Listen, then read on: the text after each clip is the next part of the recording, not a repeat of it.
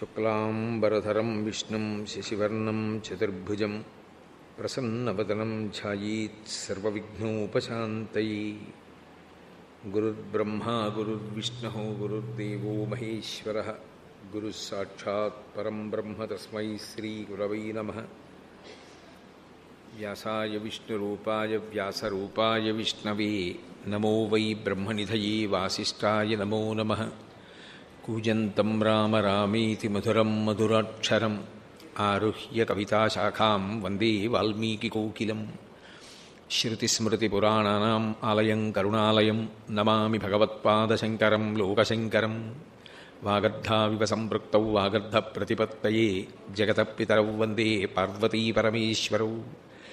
సూక్తిం సమగ్రయతున స్వయమైవ లక్ష్మీః శ్రీరంగరాజమహిషీ మధురైః కటాక్షైః. వైదగ్ధ్యవర్ణగుణగుంభనగౌరవైర్యాం కండూలకర్ణకుహరాः కవయోధయంతి. హైమోధ్వపుండ్రమజహన్మకుటం సునాసం మందస్మితం మకరకుండలచారుగండం. బింబాధరం బహుళదీర్ఘకృపాకటాక్షం శ్రీవేంకటేశముఖమాత్మని సన్నిధత్తాం. విమలపటి కమలకుటి పుస్తకరుద్రాక్షసస్తహస్తపుటి కామాక్షి పక్ష్మలాక్షి కలిత విపంచి విభాసి వైరించి. మనోజవం మరుతతుల్యవేగం జితేంద్రియం బుద్ధిమతాం వరిష్టం వాతాత్మజం వనరయూథముఖ్యం శ్రీరామదూతం శిరసా నమామి. ఆపదామపహర్తారం దాతారం సర్వసంపదాం లోకాభిరామం శ్రీరామం భూయో భూయో నమామ్యహం. హరి ఓం. పరమేశ్వర స్వరూపైన సభకి నమస్కారం. గుంటూరులో ఉన్నటువంటి ఈ క్షేత్రంతో నా అనుబంధం ఈనాటిది కాదు.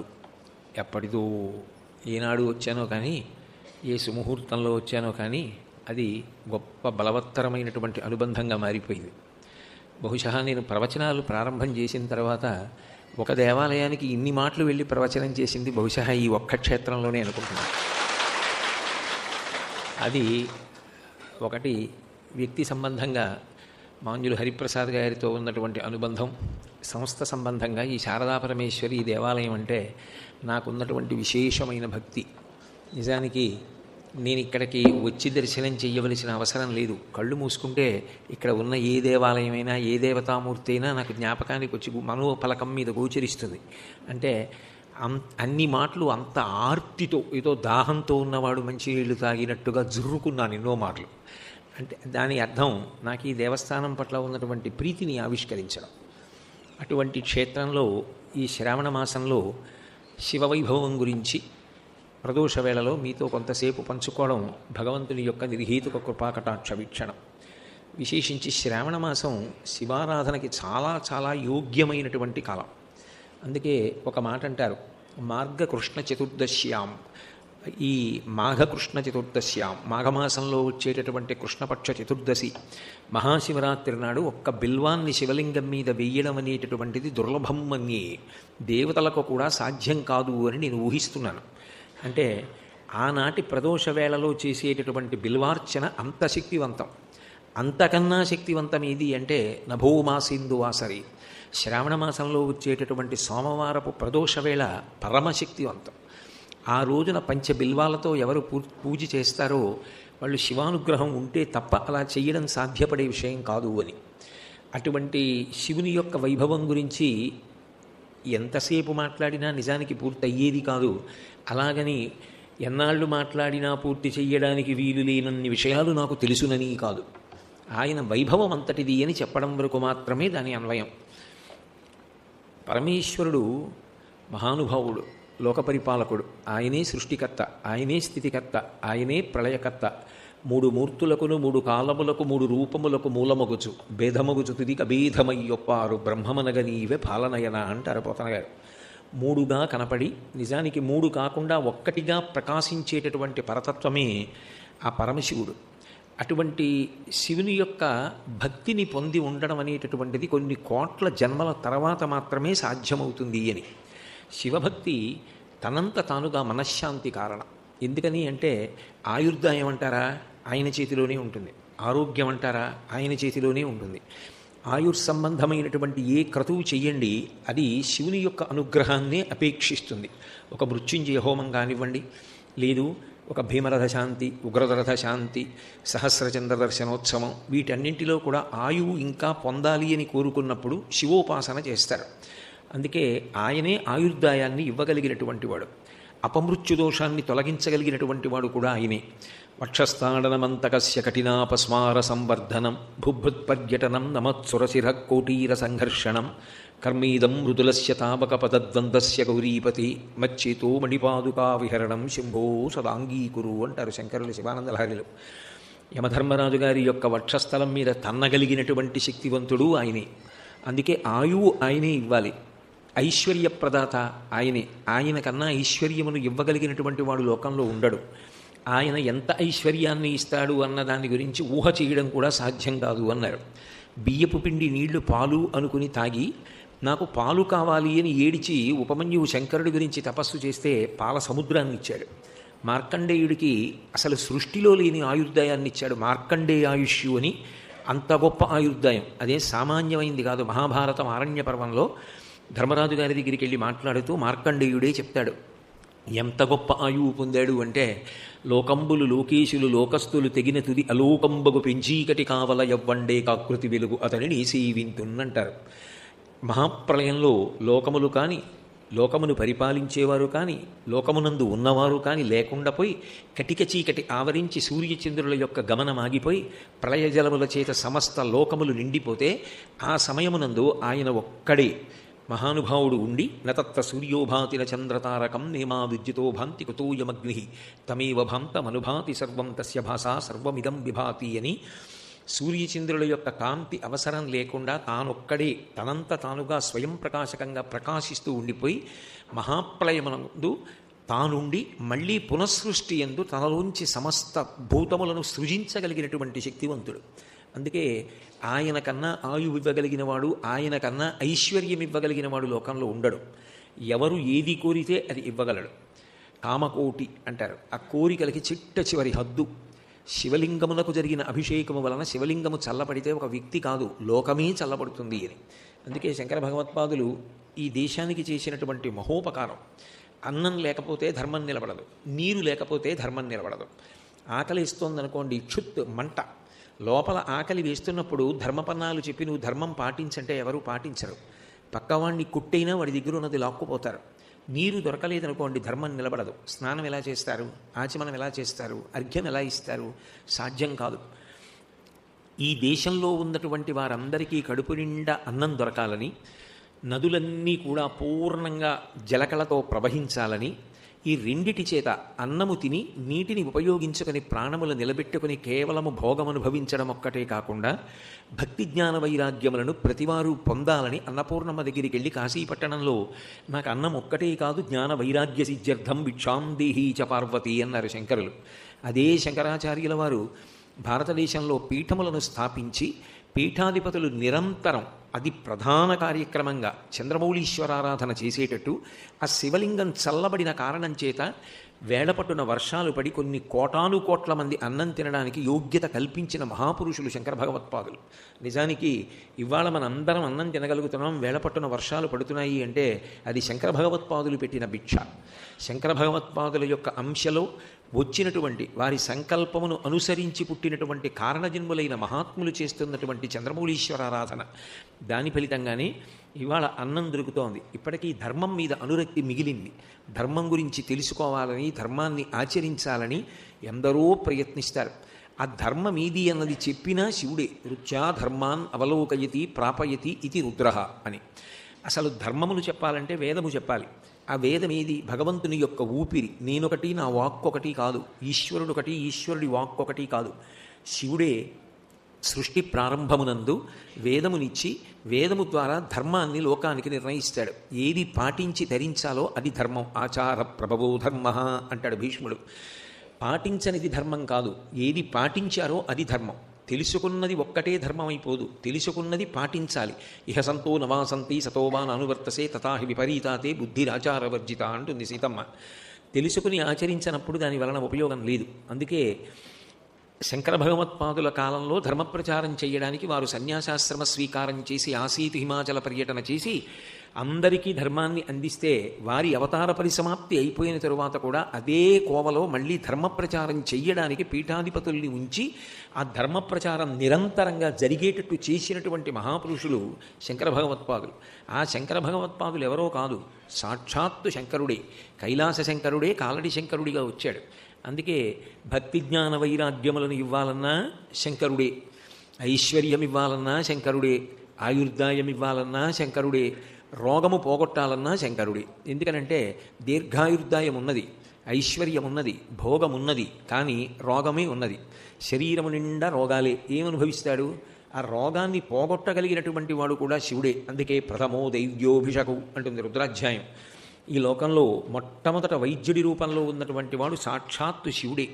అందుకే శరీరంలో రోగాన్ని పోగొట్టగలిగిన వాడు కూడా ఆయనే. చంద్రశేఖర భారతీ స్వామి వారు శృంగేరి పీఠాధ్యక్షంలో ఉన్నటువంటి కాలంలో వేదం చదువుకున్నటువంటి ఒక బ్రాహ్మణుడు ఆయన దగ్గరికి వచ్చి, నా భార్యకి అనారోగ్యంగా ఉంది అంటే, వేదం చదువుకున్నావు కదా, రుద్రం రోజు పారాయణ చేసి తీర్థం ఇయ్యి అన్నారు. నా భార్య దూరంగా ఎక్కడో ఊర్లో ఉంది, నేను మిమ్మల్ని దర్శనం చేయడానికి వచ్చానన్నారు. బెంగే ఉంది, తుంగానది ఒడ్డున కూర్చుని రుద్రాన్ని పారాయణ చేసి నీ భార్యకి తీర్థం ఇచ్చానని మనసులో భావన చేసి తీర్థం ఇవి తగ్గుతుందన్నారు. గురువాక్యము అన్న మాటకు అర్థం ఏమిటంటే శిష్యుడికి విశ్వాసం ఉండడం. గురువుగారిని పిలవడం గురువుగారు కాదు, గురువుగారు చెప్పిన దాని మీద విశ్వాసం ఉండి ఆచరించినవాడు శిష్యుడు. అందుకే ఎవరి ఇంద్రియములు శిక్షింపబడ్డాయో, ఎవరి బుద్ధి శిక్షణ పొందిందో, ఎవరు అహంకార పరిత్యాగము చేసి గురువును అనుగమించాడో వాడు శిష్యుడు. మహానుభావుడు చంద్రశేఖర భారతీ స్వామి వారు చెప్పిన మాట విని రుద్రాధ్యాయం తుంగానది తీరంలో కూర్చొని పారాయణ చేసి తీర్థం ఇచ్చారు. అవతల భార్య గారికి శరీరంలో ఆరోగ్యం కలిగింది కాబట్టి ఆయన ఏమి ఇవ్వలేడు? శంకరుడు ఆరోగ్యాన్ని ఇవ్వగలడు, సమస్తం ఇవ్వగలిగినటువంటి వాడు. శివభక్తిలో ఉన్న గొప్పతనం ఏమిటంటే అన్నిటికన్నా దాని వలన కలిగేటటువంటి గొప్ప సంతోషం మనశ్శాంతి. ఇంతటి మహాశక్తివంతుడు, ఇంతటి పరబ్రహ్మం నావాడై ఉండగా, నేను ఆయనని నమ్ముకుని ఉండగా నాకు ఉపద్రవం జరుగుతుందా? ఒక్కనాటికి జరగదు. ఆయన నన్ను కాపాడుకుని తీరుతాడు. కాకపోతే కర్మఫలం అనుభవించాలి, ఏదో కష్టం వస్తుంది, మానసికంగా అనుభవించాలి, శారీరకంగా అనుభవించాలి తప్ప నేను చెయ్యవలసిన పుణ్యకార్యాలకి ప్రతిబంధక స్వరూపమైనటువంటి ప్రమాదం మాత్రం ఒక్కనాటికి జరగదు. ఎందుకు జరగదు? ఏమిటి నీ విశ్వాసం అంటే, నేను శంకరుడి పాదములు పట్టి ఉన్నాను, ఆయన పాదములు పట్టి ఉండగా నాకు అటువంటిది జరగడానికి వీల్లేదు, జరగదు. ఆయన ఉన్నాడు, ఆయన శంకరుడు. శంకరోతి ఇది శంకర, శుభములను చేకూరుస్తాడు. కాకపోతే చేసిన కర్మలు ఉండవచ్చు, దాని ఫలితాన్ని ఏదో దుఃఖ రూపంలో అనుభవించాలి. అది శారీరకం కావచ్చు, మానసికం కావచ్చు, అంతవరకే. అందుకే ఆయన ఉన్నాడు అన్నది ఒక పూనిక, ఆయన ఉన్నాడు ఒక ధైర్యం, ఆయన పాదములు పట్టుకున్నాను ఒక ధైర్యం, ఆయన చెప్పిన మాట పట్టుకుని బ్రతుకుతున్నాను, ఆయన నన్ను కాపాడతాడు, శాంతికారకం. మీకు ఎన్ని ఉండనివ్వండి, మనశ్శాంతి లేనప్పుడు దాని వలన కలిగే ఉపయోగం ఏముంటుంది? శాంతి అన్న మాట ప్రయత్నపూర్వకంగా సాధించుకోగలిగినటువంటి శక్తివంతుడు మనుష్యుడు ఒక్కడే. మిగిలిన ప్రాణులకు శాంతి అన్న మాట అర్థమయ్యే అవకాశం లేదు. అసలు ఆ శాంతి లేకపోతే, శాంతము లేకపోతే అసలు ఆ జీవితానికి అర్థమే లేదు. శాంతము లేక సౌఖ్యము లేదు సారసదల నయన అంటారు త్యాగరాజస్వామి.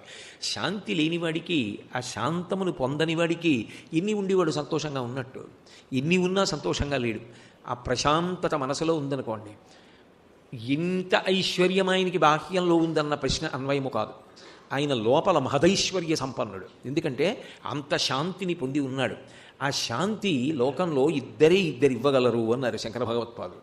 ఎవరివ్వగలరు అన్నారు? ఒకటి, చిన్నతనంలో కన్న తల్లి ఇవ్వగలదు. పసిపిల్లవాడు తనని తాను ఏమి రక్షించుకుంటాడు? ఆకలిస్తే అన్నం పెట్టు అని అడగగలడా? పాలిమ్మని అడగగలడా? రోగం వస్తే నాకు ఈ అనారోగ్యం వచ్చింది, తలనొప్పి పెడుతోంది, కడుపు నొప్పి పెడుతోంది, కాళ్ళు లాగుతోంది, గుడ్డు నొప్పి పెడుతోందని చెప్పగలడా? చెప్పలేడు. తన మలమూత్రములను విసర్జించి ఆ మలమూత్రములలోనే దొర్లి ఆడుకుంటూ ఉంటాడు.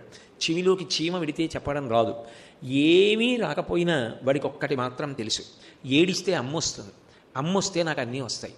అమ్మ ఉన్నది వాడికి అంతే తెలుసు, ఎక్కడో ఉంది అమ్మ. ఏడిస్తే అమ్మ వస్తుంది, అమ్మ ఎత్తుకుంటే చాలు, అమ్మ పెడితే చాలు, అమ్మ ఒళ్ళో పడుకుంటే చాలు. అందుకే మీరు పిల్లలు చూడండి, నిద్ర లేవగానే ఏడుస్తూ లేస్తారు. ఎందుకని అంటే వాళ్ళ ఏడుపులో అర్థం ఏమిటంటే వాళ్ళకి శాంతి కావాలి. నిద్ర లేస్తూనే వాళ్ళ శాంతిని అపేక్షిస్తారు. అది ఎక్కడ దొరుకుతుంది అంటే అమ్మ కనపడడంలో దొరుకుతుంది. మరి సృష్టిలో ఆ విచిత్రం ఏమిటో తెలియదు. నేను మాట్లాడుతుంటాను, నా భార్య మాట్లాడుతూ ఉంటుంది, నా కోడలు మాట్లాడుతూ ఉంటుంది. ఎక్కడో నా మనవడు లేచి కుయ్యి అంటాడు. మా ఇద్దరికన్నా తనకే వినపడుతుంది. మామగారు ఒక్క నిమిషం అని పరిగెత్తుకు వెళ్ళిపోతుంది కుర్చీ తరుపుకుని. అంటే మనవడు లేచాడని గుర్తు. తన అంచనా తప్పడం, అబ్బాయి వాళ్ళు లేవలేదండి లేచాడనుకుని వెళ్ళాను అన్న సందర్భం ఉండదు. మరి ఎలా వినపడుతుందో తెలియదు. అలా వినపడుతుంది అంతే. అది తల్లితనం, అది మాతృత్వం, అది పరమేశ్వరుడు పెట్టాడు. ఆ తల్లి వెళ్ళి ముట్టుకుందనుకోండి, ఎత్తుకుందనుకోండి, అంతే, వాడు అన్నీ మర్చిపోతాడు. వాడికి ప్రశాంతత. ఎదురుగుండా మేడ మీద అమ్మ నించుని యువతల మేడ మీద వీడుండి మేనత్త అన్నం పెడితే వాడు తినడు, చెయ్యి చాపి అమ్మ కోసం ఏడుస్తాడు. అమ్మ వచ్చి ఎత్తుకుందనుకోండి, చాలు, వాడికి శాంతి. ఏమీ తెలియని తనంలో కన్నతల్లి శాంతి. ఒక వయసు వచ్చిన తరువాత తెలియకపోవడం ఎలా ఉంటుంది? తెలుసుకోవడం దేనికి పనికి రావాలంటే, నన్ను అన్ని వేళల యందు అన్ని దేశముల యందు రక్షించగలిగిన వాడు శంకరుడు ఒక్కడే అని తెలుసుకోవడానికి నువ్వు చదువుకున్న చదువు పనికి రావాలి. చదివించిరి ననుగురువులు చదివితి ధర్మార్థముఖ్య శాస్త్రంబులు నీ చదివినవి కలవు పిక్కులు చదువులలో మర్మమెల్ల చదివితి తండ్రి అంటాడు ప్రహ్లాదుడు. ఏమిటి చదువుల మర్మం అంటే, ఏదో పుస్తకం చదవడం కాదు, నాకు ఇన్ని విషయాలు తెలిసాయి కాదు. తెలియబడవలసినది ఏదంటే, సకల దేశముల యందు, సకల కాలముల యందు, సకల అవస్థల యందు నిన్ను కాపాడగలిగినది, రక్షించగలిగినది, సంతోషపెట్టగలిగినది, శాంతినివ్వగలిగినది, మనసు ఉద్వేగపడకుండా చెయ్యగలిగినది ఆ శంకరుడు ఒక్కడే. ఏవో తాత్కాలికంగా ఒడిదుడుకులు రాకుండా ఎలా ఉంటాయి? మత్స్యలోకంలో పుట్టిన తర్వాత సీతమ్మంతటిది కష్టపడింది, మనం ఎంతటి వాళ్ళము, వస్తాయి. కానీ ప్రమాదం నువ్వు భయపడిపోయి నేల మీద పడిపోయి ఏడవలసినంత పరిస్థితి రాదు. ఎందుకు రాదు? శంకరుడు ఉన్నాడు. ఆయన ఉండగా నాకేం భయం? ఆయన నన్ను పొదివి పట్టి ఉంటాడు. అందుకే శాంతి దేని వలన కలుగుతుంది అంటే భక్తి వలన కలుగుతుంది.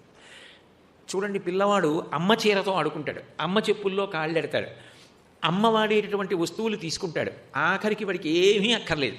అందులో ఆడపిల్లలు చూడండి, అమ్మ కట్టి విప్పేసిన చీర కట్టుకుంటూ ఉంటారు. అమ్మ వాడిన వస్తువులు చాలు వాడికి మనశ్శాంతి కారకం. భక్తి ఎందంతే, భగవత్ సంబంధము కలిగిన వస్తువులు వాడికి ప్రీతిపాత్రం. అందులో బంగారం ఉందని కాదు, అందులో విండుందని కాదు, అది కాదు వాడు చూసేది, దానికి ఈశ్వరుడితో సంబంధం ఉంది. శంకరులు శివానంద లహరిలో ఒక అద్భుతమైన శ్లోకం చేశారు. ఒక శ్లోకం ఏమిటి, ఏదో అలా అంటాను కానీ వారు ఏమన్నా అద్భుతాలే. సంతోషానికి ఆ మాట అండం అంతే. ఆనందాశ్రుభిరాతనోతి పులకం నైర్మల్య తస్యాదనం వాచాశంఖముఖస్థితైశ్చ జఠరాపూర్తిం చరిత్రామృతై రుద్రాక్షైర్భసితేన దేవ వపుషో భవద్భావనా పర్యంకే వినివేశ్య భక్తి జననీం భక్తార్భకం రక్షతి అంటారు. అర్భకం, అర్భకుడు పసిపిల్లవాడు, అర్భకుడు భక్తార్భకం, భక్తుడు అర్భకుడు. భక్తుడు పైకి లోకానికి ఎన్నో శక్తులు ఉన్నవాళ్లే కనపడినా, ఆయన చాలా గొప్పవాడని అనుకున్నా, ఆయనలో ఆయన మాత్రం అర్భకుడు. అది గొప్పతనం. భక్తికి తాత్పర్యం ఎక్కడ ఉంటుందంటే, నేను ఇంతవాణ్ణి అనుకున్నవాడు కాదు భక్తుడు, నేను ఎంతవాణ్ణి అనుకున్నవాడు భక్తుడు. అంటే రాశీభూతమైనటువంటి వినయం. ఆయన ముందు నేను ఎంతటి వాణ్ణి, ఆయన నడిపించే బొమ్మ.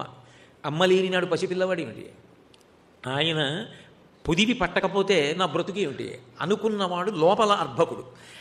అమ్మ ఉన్న పసిపిల్లవాడు అన్నీ ఉన్నవాడే, అమ్మ లేని పసిపిల్లవాడు ఎంత శ్రీమంతుల బిడ్డైనా ఏమీ లేనివాడే. అలాగే ఎన్ని ఉన్నా నేనెంతటి వాడిని, ఆయన చేత రక్షింపబడుతున్నాను అనుకున్నవాడు ఎప్పుడూ అమ్మున్నవాడే, వాడికి శాంతి తప్పింకే ఉంటుంది. అందుకే భక్తార్భకం రక్షతి, అర్భకుడిగా తనని తాను భావించుకునేటటువంటి భక్తుడున్నాడే వాడు పసిపిల్లాడి వంటి వాడు. వాడిని ఎవరు రక్షిస్తూ ఉంటారు? శివభక్తి రక్షిస్తూ ఉంటుంది. శివభక్తి అన్న మాటకు అర్థం ఏమిటంటే, ఆయన గురించి తలపు వెడుతూ ఉండడం, ఆలోచనలన్నీ ఆయన చుట్టూ తిరుగుతూ ఉండడం. పూజ గదిలో ఎంతసేపు కూర్చుంటారు? పూజ గదిలో బతికున్నంతకాలం కూర్చోవడం సాధ్యమా? కాదు. మీరు ఏది చెయ్యండి, ఆయన జ్ఞాపకానికి వస్తే అది పూజే. నేను కాసేపు పడుకున్నాను అనుకోండి, శివ మీ అనుగ్రహం, బడలిక తీరింది, కాసేపు నిద్రపోయాను. నేను వాహనం ఎక్కి గుంటూరు వచ్చాననుకోండి, శివ మీ అనుగ్రహం, ఏదో 2 గంటలు 3 గంటలు ఆలస్యం అవ్వకుండా వేళపట్టును వచ్చేసాను. రాగానే మంచి భోజనం దొరికిందనుకోండి, శివ మీ అనుగ్రహం, ఆకలితో ఉన్నానని మంచి భోజనం పెట్టించారు. సాయంకాలం ప్రదోష వేళలో దర్శనం అయిందనుకోండి, శివ మీ అనుగ్రహం. ఎక్కడికొచ్చినా ప్రదోష వేళలో శ్రావణ మాసంలో నన్ను అనుగ్రహించి దర్శనమిచ్చారా? ప్రతి విషయంలో ఆయన మీకు జ్ఞాపకానికి వస్తూ ఉంటే అది భక్తి. ఆనందాశ్రుభిరాతనోతి పులకం నైర్మల్య తశ్చాదనం. అది ఏం చేస్తుంది ఆ భక్తి అంటే, ఎప్పుడు ఆనందాన్ని ఉద్బుధం చేస్తూ ఉంటుంది. లేదనుకోండి, ఎప్పుడు ఏదో లేదని గుర్తొచ్చి ఏడుస్తూ ఉంటాడు, ఎప్పుడు ఏదో బాధ గుర్తొచ్చి ఏడుస్తూ ఉంటాడు. శివభక్తి తత్పరుడు అనుకోండి, ప్రతి చిన్న విషయంలో శివానుగ్రహం ఎక్కువ కనపడుతూ ఉంటుంది, కష్టం తక్కువ కనపడుతూ ఉంటుంది. అప్పుడు ఏమవుతుందంటే ఆ అనుగ్రహాన్ని స్మరించుకుని సంతోషపడిపోతూ ఉంటాడు. పసిపిల్లలు చూడండి, ఏముందని వాడికి సంతోషం అంటే అమ్మ పక్కనే తిరుగుతోంది, వాడు ఆనందం ఆడుకుంటుంటాడు, ఉంగా అంటూ ఉంటాడు, అటు తిరుగుతుంటాడు, ఇటు తిరుగుతుంటాడు, అమ్మ కొంగట్టుకుంటుంటాడు, ఆడుకుంటుంటాడు.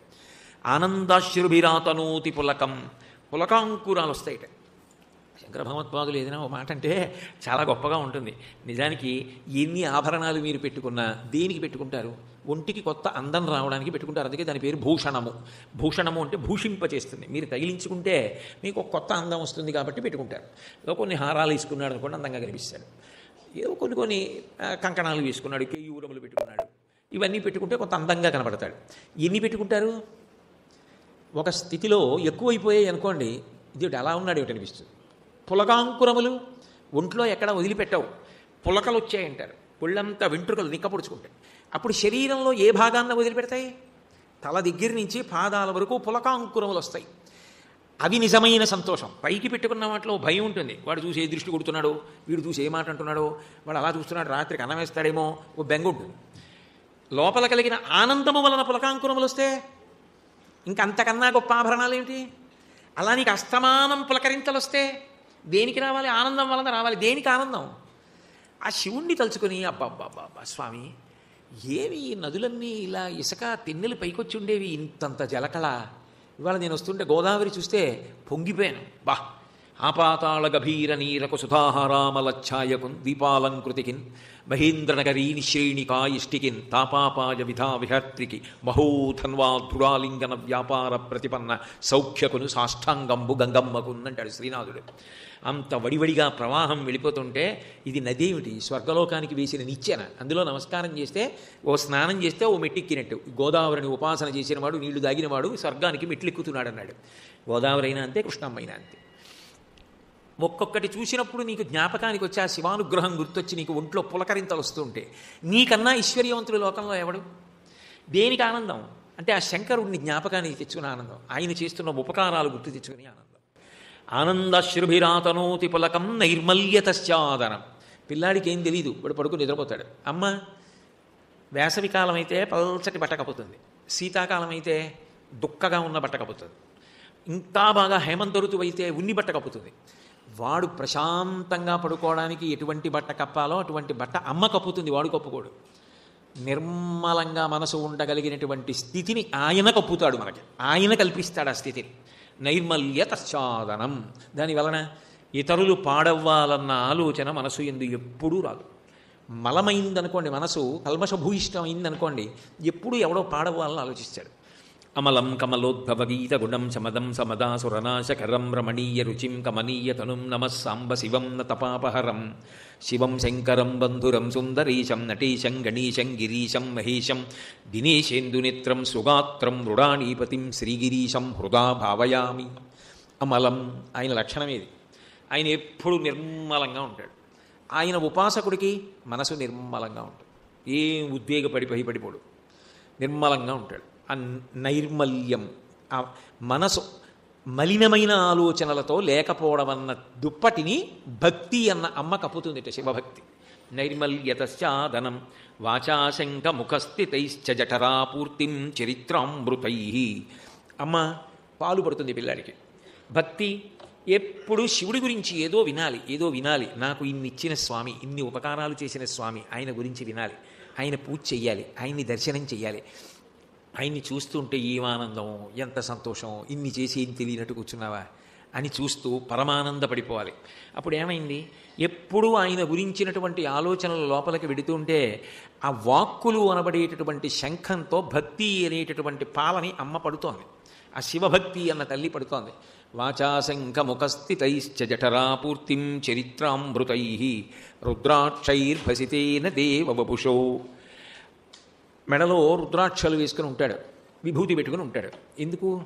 అవేవో అందం ఇస్తాయనో, లేకపోతే అందుకు కాదు. రుద్రాక్ష ఇది శివ సంబంధం. మా స్వామి ఉన్నట్టే మెడలో, అది కంఠానికి తగులుతుంటే నా స్వామి నన్ను పొదివి పట్టుకున్నట్టే. లలాటమునందు విభూతి పెట్టుకుంటే దాని పేరే భస్మ. భస్మ అన్న మాటకు అర్థం ఏమిటంటే ఎన్ని కోట్ల జన్మలో ఎత్తడానికి కారణం ఏమిటంటే ఏది స్మరణలో లేదో దాని వలన ఎత్తావు, ఏది స్మరణలో ఉండాలో అది లేదు, ఏది ఉండకూడదో అది ఉంది. అలా ఉన్న కారణం చేత జన్మలెత్తావు. ఇప్పుడు ఏది నీకు జ్ఞాపకం ఉండాలో అది ఉండేటట్టు చేయగలిగినది ఏదో అది భస్మ. అందుకని రుద్రాక్షైర్భసితేన దేవ వపుషో రక్షాం. అమ్మ ఏం చేస్తుంది? పిల్లాడికి రక్ష పెడుతుంది. రాత్రి పడుకుంటే ఇప్పుడు ఉలిక్కి పడకుండా బొటనవేలుతో విభూతి పెడుతుంది. అమ్మ విభూతి పెట్టి పడుకోబెట్టినట్టే భక్తి అన్న తల్లి, శివభక్తి అన్న తల్లి శివ సంబంధమైనవి అలంకారం చేసుకుని సంతోషపడేటట్టు చేస్తుంది. రుద్రాక్షైర్భసితేన దేవ వపుషో రక్షాం భవద్భావనా పర్యంకే వినివేశ్య భక్తి జననీం. అమ్మ ఏం చేస్తుంది? పిల్లాడిని ఊయలలో పెట్టి ఊపుతుంది, ఊపుతూ నిద్రపుచ్చుతుంది. భక్తి అన్న తల్లి ఏం చేస్తుంది? శివభక్తి ఎప్పుడు శివుడి గురించినటువంటి తలపులలో ఊగుతూ ఉంటాడు. ఆ తలపులలో ఊగుతూ జోగుతూ ఆ శివుని యందు నిద్రపోవడమే స్వల్పకాలిక లయం, శివానుగ్రహమే నిద్ర. ఆ నిద్రలోకి వెళ్ళిపోతాడు. అంటే ఇప్పుడు ఏమైంది? చిట్ట చివరికి ఆ పరమేశ్వరానుగ్రహం చేతని ఆయనకి సంబంధించినటువంటి ఆలోచనలలోనే తాను నిద్రలోకి వెళ్ళిపోయాడు, స్వల్పకాలిక లయంలోకి. రుద్రాక్షైర్భసితేన దేవ వపుషో రక్షాం భవద్భావనా పర్యంకే వినివేశ్య భక్తి జననీం భక్తార్భకం రక్షతి. తల్లి ఏ విధంగా అయితే పసిబిడ్డని కాపాడుకుందో అలాగే రుద్రాక్షలు, విభూతి ఇటువంటివి శరీరాన్ని, మనసు శివ సంబంధమైనటువంటి స్మరణల వలన పవిత్రమై శివానుగ్రహాన్ని పొందుతోంది. అయితే శివభక్తి యందు ఒక విశేషమైన లక్షణం ఉంటుంది. ఒక స్థాయిలో శివుడు ఏమవుతాడంటే ఏదో ఉపకార స్మరణంగా గుర్తొస్తాడు. నిజంగా మహానుభావుడండి, ఇన్ని చేశాడండి అని. ఒక స్థితిలో భయకారణమవుతాడు. భయం అంటే ఆరోగ్యవంతమైన భయం. అమ్మో ఇలాంటి తప్పు పనులు చేస్తే స్వామికి నా మీద కోపం రాదు అని ఒక ఆరోగ్యవంతమైన భయం ఉంటుంది. కానీ ఒక స్థితి దాటారనుకోండి, మీరు దాటితే ఏమవుతుందంటే అప్పుడు ఆ భక్తిలో మీ నిత్య జీవిత గమనాన్నంతటినీ కూడా శివభక్తి శాసిస్తుంది. శాసించి అది నిరంతరం కూడా మీకు ఆదర్శప్రాయమై మీరు అడుగు తీసి అడుగు వెయ్యాలి అని అనుకుంటే మీకు ఆయన జ్ఞాపకానికి వచ్చి నేను ఆయనలా బ్రతకాలి అని అనిపిస్తుంది. ఇప్పుడు ఉపాసన అన్న మాటకు అర్థం ఏమిటి? మీకు ఒకరంటే చాలా ఇష్టం అన్న మాటకు అర్థం ఏమిటి? ఆయన ఎలా బ్రతుకుతున్నాడో మీకు తెలియకుండా మీరు అలా బ్రతకడం మీకు అలవాటు అయిపోతుంది. ఇప్పుడు ఆయన్ని నేను జీవితంలో ఆదర్శంగా పెట్టుకున్నానండి, ఆయన చాలా గౌరవనీయులు, పూజనీయులు, ఆయన నన్ను బాగా ప్రభావితం చేశారు అని నేను అన్నాను అనుకోండి, దాని అర్థం ఏమిటి? ఆయన ఏం చెప్పారో, ఆయన ఏం చేస్తూ ఉంటారో నేను కూడా అదే చెప్తూ ఉంటాను, నేను కూడా ఆయన చెప్పిందే చేస్తూ ఉంటాను. అంటే నా నడవడి ప్రభావితము కావాలి, నా నిత్య జీవితము ప్రభావితం కావాలి. నా నిత్య జీవితం ప్రభావితం కాలేదనుకోండి, అప్పుడు భక్తి అన్న మాట ఒక పరిమితమైనటువంటి స్థితిని పొందింది. అప్పుడు అందులో మీకు ఏదో ఒక ఆరోగ్యవంతమైన భయము, లేదా ఆయన వలన నాకు ఈ ఉపకారం జరగాలి, ఆయన తప్ప నన్ను ఎవడు చూస్తాడు, నా యోగక్షేమములు ఆయన చేతిలో ఉన్నాయనేటటువంటి విశ్వాసం చేతనో మీరు ఆయనని పట్టుకుని ఉన్నారు. అంతకన్నా మీరు ఇంకా బాగా ప్రభావితులయ్యారనుకోండి, శివభక్తి బాగా పండిందంటారు. శివభక్తి పండితే ఏమవుతాడు? శివుడు అవుతాడు. ఒక వ్యక్తిని నమ్ముకుని బ్రతికినవాడు ఏమవుతాడు? ఆయనే అవుతాడు. బింబ ప్రతిబింబములలాగా ఆయన ఎలా బ్రతికాడో అలా బ్రతుకుతాడు. ఆయన గాంధేయవాది అంటారు. గాంధేయవాది అంటే ఏమిటి? గాంధీ గారు ఏం చెప్పారో ఆయన అదే చెప్తాడు, గాంధీ గారు ఏం చేశారో అదే చేస్తాడు. గాంధీ గారు నూలు వస్త్రాలు కట్టుకున్నారు, ఆయన నూలు వస్త్రాలు కట్టుకుంటాడు. గాంధీ గారు దేశభక్తి, ఆయనకి దేశభక్తి. గాంధీ గారు నమ్మిన సిద్ధాంతాలు, ఆయన అవే నమ్ముతాడు. గాంధీ గారు చెప్పింది దేశాభ్యున్నతికి కారణం అని గాంధీ గారు చెప్పుకున్నారు. గాంధీ గారు ఏమి చెప్పారో అంటే అవే దేశాన్ని వృద్ధిలోకి తెస్తాయి అని నమ్మి మళ్ళీ ఈయన కూడా అదే చేస్తాడు. అంటే ఆయన వలన ప్రభావితుడైన వాడు ఆయన ఎలా ఉంటాడో అలా ఉంటాడు. అంటే నిత్య జీవితం మీద భక్తి ప్రభావితం చేస్తుంది ఒక స్థితిలో. అది శివుడైపోతున్నాడనడానికి గుర్తు. ఆ స్థాయి పొందలేదనుకోండి, ఎప్పటికీ మీరు భగవత్ కథకి శ్రోతగానే ఉండిపోతారు, వినడం వరకే పరిమితం అయిపోతుంది. కాదు, ఒక స్థితిలో ఏమవుతుందంటే మీరు ఏది వింటున్నారో అది మీరు అయిపోతారు. అది అవ్వకపోతే మనిషి జన్మకి పరిమితి ఉందని గుర్తు. అప్పుడు వినడానికి 2 చెవులు ఎందుకు ఇచ్చినట్టు ఈశ్వరుడు? అప్పుడు దాని వలన ప్రయోజనం ఏమని చెప్పాలి? ఎందుకనంటే మీరు ఏది వింటున్నారో అది మీరు అయిపోతారని శంకరాచార్యులు వారే చెప్పారు. గళంతీ శంభోత్పచ్చరిత సరిత కిల్బిషరజో దళంతీ ధీకుల్యాస్సరణిషు పతంతీ విజేతాం దిశంతీ సంసార భ్రమణ పరితాపోపశమనం వసంతీ మచ్చేతో హృదయ శివానందలహరి.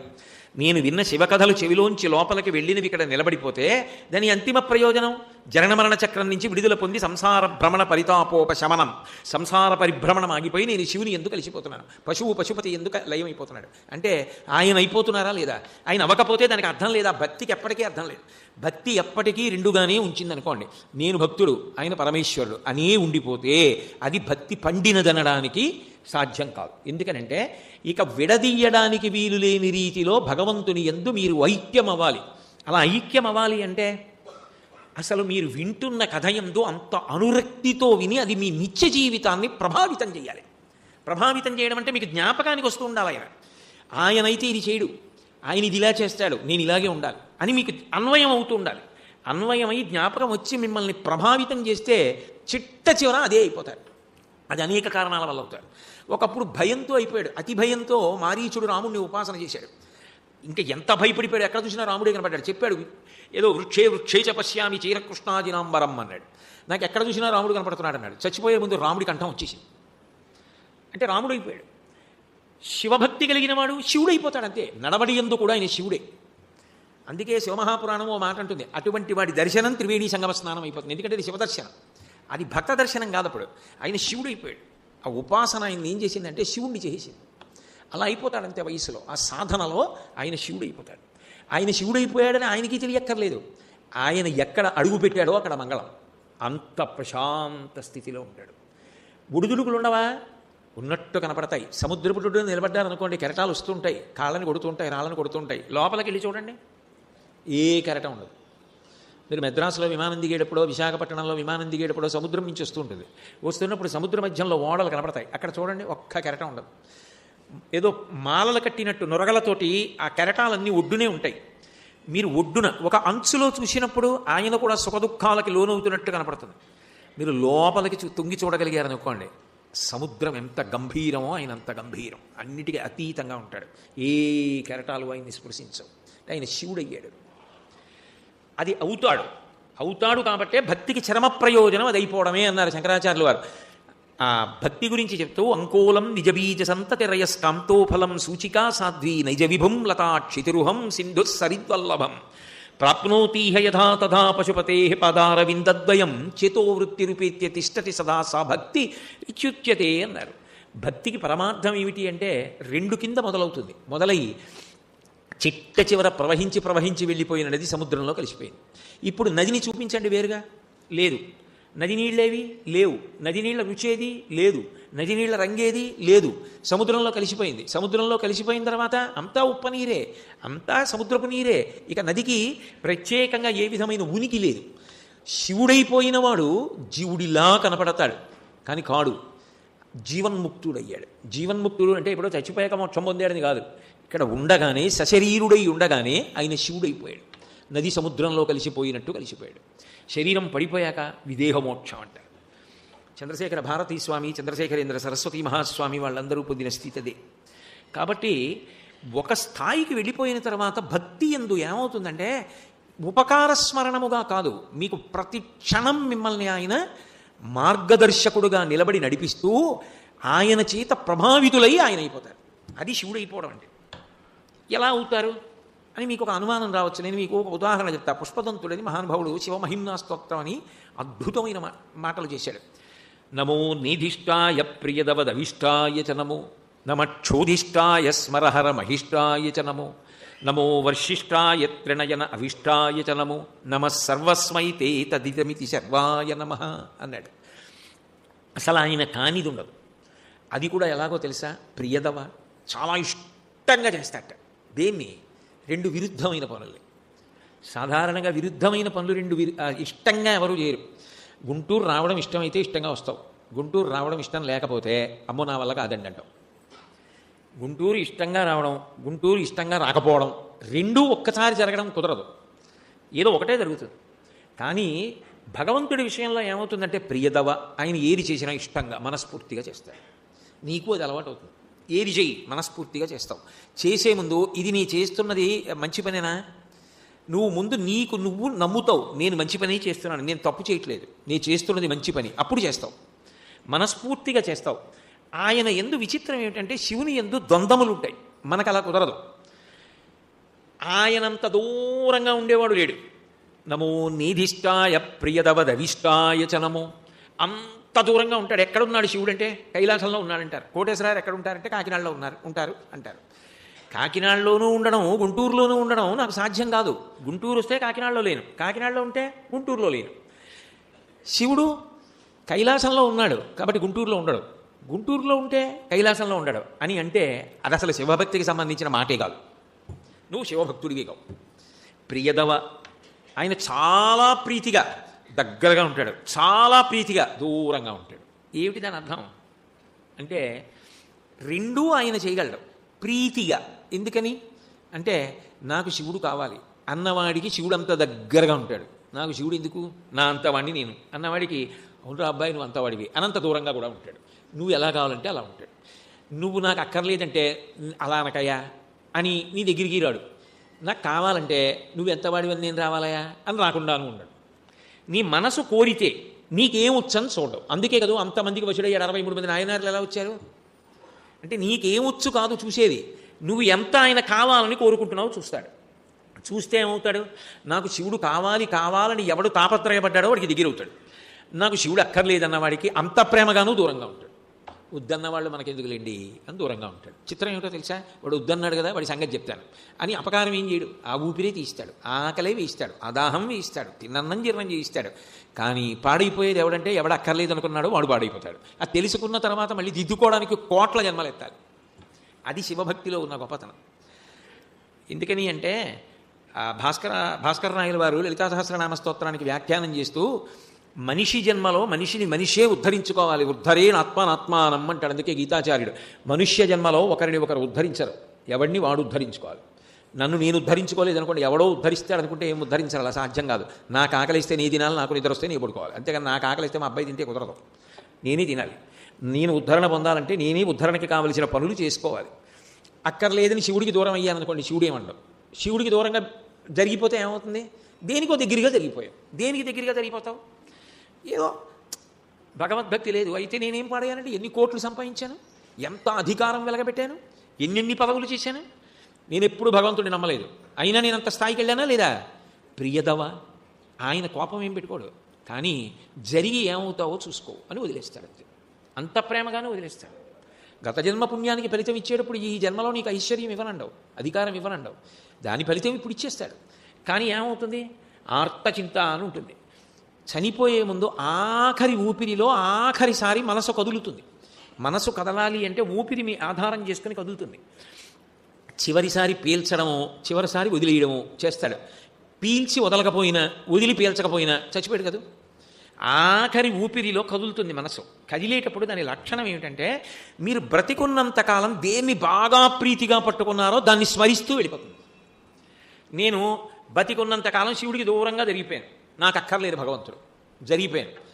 ఏదో ఎంతసేపు డబ్బు, పొలాలు, అధికారం, పదవులు, అందం, నేను ఇంత గొప్పవాడిని, ఏదో ఇలాంటివన్నీ పెట్టుకున్నాను, అదే స్మరిస్తూ వెళ్ళిపోతాడు. ఈశ్వరుడు అంటాడు, ఈ పాటి పెట్టుకోవడానికి శాస్త్రాలు ఎందుకు, గురువులు ఎందుకు, మనుష్య జన్మ ఎందుకురా, నీకు స్వరపేటికనిచ్చాను, నువ్వు ఎప్పుడు మంచి మాటలు మాట్లాడలేదుగా. నా అంతవాడిని నేనన్నావు, అది ఎవరన్నరో సింహం అంటుంది, పులి అంటుంది, ఏనుగు అంటుంది, కుక్క అంటుంది, ఏ ప్రాణికైనా నా అంత దాన్ని నేనన్న భావనే ఉంటుంది. దీనికి మళ్ళీ మనుష్య జన్మ ఎందుకో, కోట్ల జన్మలు తిరిగి ఎక్కుతాడు. ఈశ్వరుడిది కాదు జోక్యం, మనది జోక్యం. అది ఉపాసన. లోపలికి చూస్తూ ఉంటాడు. అందుకే ఆయనకి తెలియనిది ఉండడు. మూడో కంటికి తెలియకుండా చేయి అనొచ్చేమో, మూడో కంటివాడికి తెలియకుండా చేయి సాధ్యం కాదు. వాడు అన్నీ చూస్తుంటాడు, ఇక్కడికి చూస్తూ ఉంటాడు. కాబట్టి ఆర్తచింత, దానికి వ్యతిరేకం రౌద్రచింత. నాకు వాడు ఎవడో అడ్డొచ్చాడు, నేను అది పొందలేదు, లేకపోతే నేను అది సాధించుకోలేకపోయాను, నేను ఇది అనుభవించలేకపోయాను, వాడు నాకు అడ్డొచ్చాడు, కోపం. అదే స్మరిస్తూ వెళ్ళిపోయాడు ఆఖరి ఊపిరిలో. మళ్ళీ దానికి చెల్లెలు ఇది, ప్రేమకి చెల్లెలు కోపం. అందుకని మళ్ళీ కోట్ల జన్మలు తిరిగి వెళ్ళిపోతాడు. ధన్యచింత, నేను ఇన్ని విన్నాను కానీ ఇంకా ఆ పై మెట్టు ఎక్కలేదు, నాకు రాలేదు, నాకు ఎప్పటికొస్తుంది, అలా నేను ఎప్పుడు చదువుతాను, అలా నేను ఎప్పుడు వింటాను, అలా జీవితంలో అనుష్ఠానంలోకి ఎప్పుడు తెచ్చుకుంటాను, నా జన్మకి సార్థక్యం ఎప్పుడు, అయ్యో ఇంత వయస్సు వచ్చేసిందే, ఇంకా వెనక్కి రాదు కదా, ఎప్పుడు చేస్తాను ఇదంతా ఈ అభ్యాసం అని తాపత్రయంతో వెళ్ళిపోతాడు. మంచి ఆలోచనతో వెళ్ళిపోయాడు కాబట్టి ఈశ్వరుడు ఏం చేశాడంటే మళ్ళీ మనుష్య జన్మనిచ్చి ఇంతకుముందు ఎందుకు పొందలేకపోయావో అవన్నీ పూరణ చేస్తాడు. మంచి విద్వాంసుడి కడుపున పుట్టిస్తాడు. ఆయన భక్తుడు చక్కగా చెయ్యి పట్టి పైకెక్కిస్తాడు. అంటే జనన మరణ చక్రం నుంచి దూరంగా తొలగిపోవడం మొదలైపోతుంది. ఈశ్వరుడికి దగ్గరైపోతాడు. శుక్లచింత చిట్ట చివరిది. ఈ శరీరం పడిపోతుంటే వాడు శివుడైపోయాడని గుర్తు. చివరి స్థితిలో పడిపోతుంది. అది చాలా సహజం. నేను గుంటూరు వచ్చినప్పుడు బట్టలు సర్దుకుని వచ్చాను. బట్టలు సర్దుకున్నప్పుడు చాలా జాగ్రత్తగా పెట్టిలో పెట్టుకుని వచ్చి ఇక్కడ విప్పి వేసుకున్నాను. ఇంటికి వెళ్ళాక అవన్నీ తీసి గుమ్మిలో పడేస్తాను ఉతకమని. ఎందుకంటే చెమట పట్టింది, మలినమైపోయింది. అలా ఈశ్వరుడు దీన్ని ఇచ్చాడు. ఇది ఋతుమంతం. అసత్యమైన దీన్ని వాడుకొని సత్యం తెలుసుకున్నాను. ఇది నేను కాదని తెలిసింది. లోపల ఉన్న ఆత్మ నేను. ఇది పడిపోతోంది సహజం. సాక్షిగా ఉంటాడు. వాడిది శుక్లచింత. వాడికి మళ్ళీ రాడు. శివుడి ఎందో ఐక్యమవుతాడు. ఈ 4 చింతలు దేని వలన వస్తాయంటే నువ్వు శివుడి వైపు జరుగుతున్నావా అన్నదాన్ని బట్టి వస్తాయి. శివుడి వైపు జరగడం అంటే ఏమిటి? నీకు ఆయన జ్ఞాపకానికి వస్తూ ఉంటే నువ్వు శివుడి వైపు జరుగుతున్నావని గుర్తు. దానికి మీకు నేను ఒక్క ఉదాహరణ చెప్పాలి అంటే, ఏదో పెళ్ళైపోయిన వాళ్ళు, వృద్ధులో, మధ్య వయస్కులో, యువకులో కాదు, మీరు ఏ స్థాయిలో ఏ ఆశ్రమంలో ఉండండి శివుడు మీకు ఆదర్శం అవుతాడు. విద్యార్థి, బ్రహ్మచారి అన్నాను అనుకోండి, శివుడు ఆదర్శం. ఎందుకని? శివుడు ఎవరు? విద్యార్థి, బ్రహ్మచారి అన్నాను అనుకోండి, చదువుకోవలసిన వాడు, చదువు నేర్చుకోవలసిన వాడు అని కాదు. ఆయనకి పుట్టుక బ్రహ్మచారి, గృహస్థు, వానప్రస్థు, సన్యాసి లేవుగా. లేనప్పుడు ఆయన ఎలా ఉన్నా ఆయన కన్నా విద్యలు తెలుసున్నవాడు ఈ లోకంలో లేడు. ఆయనే సకల విద్యాస్వరూపుడు. ఈశాన సర్వ విద్యానాం ఈశ్వర సర్వభూతానాం బ్రహ్మాధిపతి బ్రహ్మణోధిపతి బ్రహ్మా శివో మే అస్తు సదాశివోం. సదాశివ అన్న మాట ఉంటుంది. సదా విష్ణు, సదా బ్రహ్మ ఉండవు. ఎందుకో తెలుసా? సదాశివ అంటే ఇన్ని విద్యలు తెలిసి ఉండడానికి ప్రయోజనం ఏమిటై ఉండాలి? 10 మందికి నువ్వు శాంతికారకుడవు అవ్వాలి. 10 మందిని సంతోష పెట్టడానికి నీ జన్మ పనికి రావాలి. 10 మందిని పాడు చేయడానికి పనికొస్తే కామక్రోధములు పట్టుకున్నాయని గుర్తు. అప్పుడు నువ్వు శివుడు అవట్లా. అవతలవాడి మాట దేవుడు, నువ్వు పాడైపోతున్నావని గుర్తు. అటువంటిది పరమశివ. ఆయన పరమశివుడు, అందులో సందేహం లేదు. సదాశివ. ఆయన ఎప్పుడూ కామక్రోధాతీతుడు. అందుకు మన్మథుణ్ణి కాల్చేశాడు, యముణ్ణి చంపేశాడు. అటువంటి ఆయన ఎందుకు ఎవరిని పాడు చేస్తాడు? ఆయన ఎవరిని పాడు చేయడు. ఆయన సకల విద్యాధిపతి. ఈశాన సర్వ విద్యానాం. అన్ని విద్యలు ఆయన ఎందే ఉంటాయి. అందుకే కళాభ్యాం చూడాలంకృత శశికళాభ్యాం నిజతపఫలాభ్యాం భక్తేషు ప్రకటితఫలాభ్యాం భవతు మే శివాభ్యాం అస్తౌక త్రిభువన శివాభ్యాం హృది పునర్భవాభ్యాం ఆనందస్ఫురదనుభవాభ్యాం నతిరియం అంటారు శంకరులు. కళాభ్యాం అంటారు. సకల విద్యాస్వరూపులని వదిలేలేరు శంకరాచార్యులు వారు. ఏది సంస్కృతిని పెంచుతుందో అది ఇవ్వగలిగిన వాడు. విద్య ఉండి ఆ విద్య వలన ఉండవలసిన లక్షణాలు లేకుండా ఆ విద్యని అడ్డు పెట్టుకొని సమాజాన్ని పాడు చేసే లక్షణం వచ్చిందనుకోండి. వాడు బాగా చదువుకున్నాడు, అధికారి అయ్యాడు. దేనికి పనికి వచ్చిందంటే సమాజాన్ని పీడించడానికి పనికి వచ్చాడు. ఇప్పుడు ఏమిటి ఆ విద్యకి తాత్పర్యం? గొప్ప వైద్యుడు అయ్యాడు, రూపాయి కాసు కనపడితే కానీ ఎవరికి ఉపకారం చేయడు. ఇప్పుడు ఆ విద్య వలన ఏమిటి ఉపయోగం? గొప్ప సాంకేతిక పట్టభద్రుడు అయ్యాడు, అన్నింటిలో డబ్బులు తినేస్తాడు. ఆ ఆనకట్ట ఏమైపోతుంది? ఆ వంతెన ఏమైపోతుంది? ఆయనకు అక్కర్లేదు. అప్పుడు ఏమైంది ఆ విద్యకి ప్రయోజనం? బాగా చదువుకున్నాడు, ఎవరూ పట్టుకోలేని దొంగతనం చేస్తాడు. ఇప్పుడు ఏమిటైంది దానికి తాత్పర్యం? జ్ఞానఖలునిలోని శారదయువులే. చదువుకి ప్రయోజనం చదువు కాదు, చదువుకి ప్రయోజనం సంస్కారం. చదువు యొక్క ప్రథమ ప్రయోజనం వినయం. నాకేం తెలుసు? ఎంతమంది మహాత్ములు ఉన్నారు. ఒక గ్రంథాలయంలోకి తీసుకెళ్ళి నిలబెడితే నేను అందులో చదివిన పుస్తకాలు ఎన్ని? ఒకవేళ చదివిన పుస్తకాలు ఉంటే అందులో అకస్మాత్తుగా ఒక పుట తీసి ఈ శ్లోకం ఎక్కడది, ఈ శ్లోకం చెప్పండి మీరంటే నేను చెప్పగలనా? నాకు ఏం తెలిసిన అహంకరించాలి? విద్యకి మొదటి లక్షణం ఏమిటంటే వినయం. నిజంగా చెప్పాలి అంటే విద్యావంతుడు అని ఎవరినంటారంటే, నాకు చాలా తెలియవు అని తెలుసుకున్నవాడెవరో ఆయన విద్యావంతుడు. అందుకే శంకరాచార్యుల వారు తనని తాను ఏమని పరిచయం చేసుకున్నారో తెలుసా? స్మృతౌ శాస్త్రౌ శకున కవిత గాన పండితౌ పురాణే మంత్రేవా శకున అని. అయ్యా నాకు స్మృతి తెలుసా, శృతి తెలుసా, ఉపనిషత్తులు తెలుసా, శకున శాస్త్రం తెలుసా, నాటకాలు తెలుసా, పాట పాడటం తెలుసా? నాకేమీ రాదు. పశుమాం సర్వజ్ఞ ప్రచిత కృపయా పాలయ విభో. ఏమీ రానివాడిని పశువు అంటారు. పశుపతి, నేను పశువుని అన్నారు. శంకరాచార్యుల వారికి ఎంత వినయం ఉంటే మహానుభావుడికి నాబోటిగాడు ఏమొచ్చని ఎగిరిగిరి పడాలి. అదే శంకరుడు శంకరాచార్యుల వారిగా వస్తే అంత వినయం చూపించారు. అదే శివుడు విద్యార్థిగా కూర్చోవలసి వచ్చిందనుకోండి, మీరు లోకంలో ఊహించలేని వినయం చూపిస్తారు. ఎవరి దగ్గర తెలుసా? అది కూడా కూర్చోవడం, చదువుకోవడం అంటే గురువుగారు ఉండాలి కదా. ఆయనే సకల విద్యాధిపతి అయితే ఆయన కొత్తగా ఎవరి దగ్గర నేర్చుకోవాలి అంటే మన ఇటువైపు తెలుగు మాట్లాడేటటువంటి ప్రాంతాల్లో తక్కువ, కానీ తమిళ దేశం పెడితే తంగప్పన్ స్వామి అని ఒక పేరుంది. తంగప్పన్ అంటే శివుడు, స్వామి అంటే తంగప్పన్ అని పేరు కలిగినటువంటి శివుడికి గురువు గారు. గురువుని స్వామి అంటారు, భర్తని స్వామి అంటారు. శివుడికి గురువు ఎవరు? సుబ్రహ్మణ్యుడు. పుత్రాదిచ్చేత్ పరాజయం. కొడుకు ఒకసారి అన్నాడు, నాన్నగారు ప్రణవం గురించి నాకు గొప్ప ఆలోచన స్ఫురించింది తపస్సులో, నేను ఆ ప్రణవార్థాన్ని ఉపదేశం చేస్తానన్నాడు. అయితే చెప్పరా అన్నాడు. అని శివుడు కుర్చీలో కూర్చోలేదుట.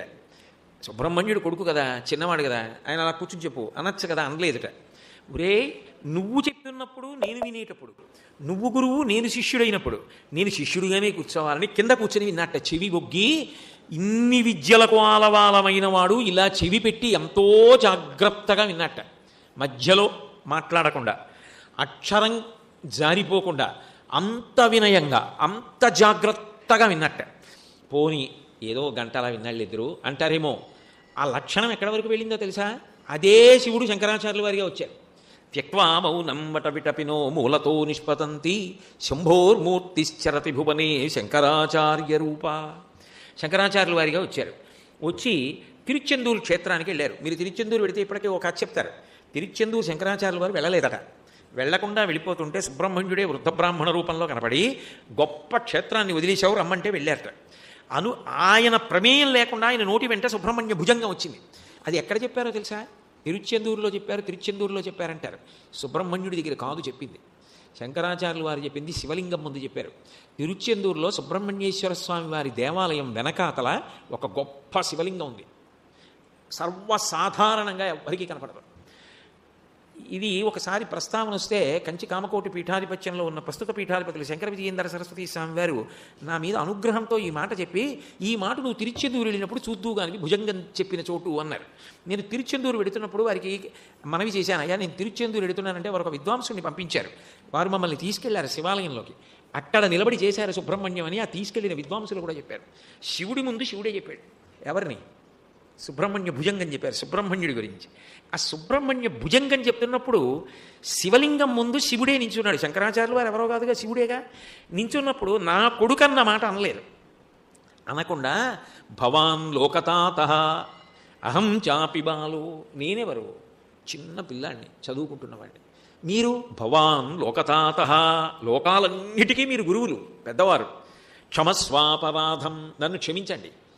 అంటే అవతారం తీసుకున్నా కూడా గురుభక్తి అలాగే ఉంది సుబ్రహ్మణ్య భుజంగంలో. అంటే అసలు ఒక గురువు దగ్గర పాఠం నేర్చుకోవడం అన్న ప్రశ్న వస్తే శివభక్తి ఉన్నవాడికి ఎవరు ఆదర్శం? శివుడే ఆదర్శం.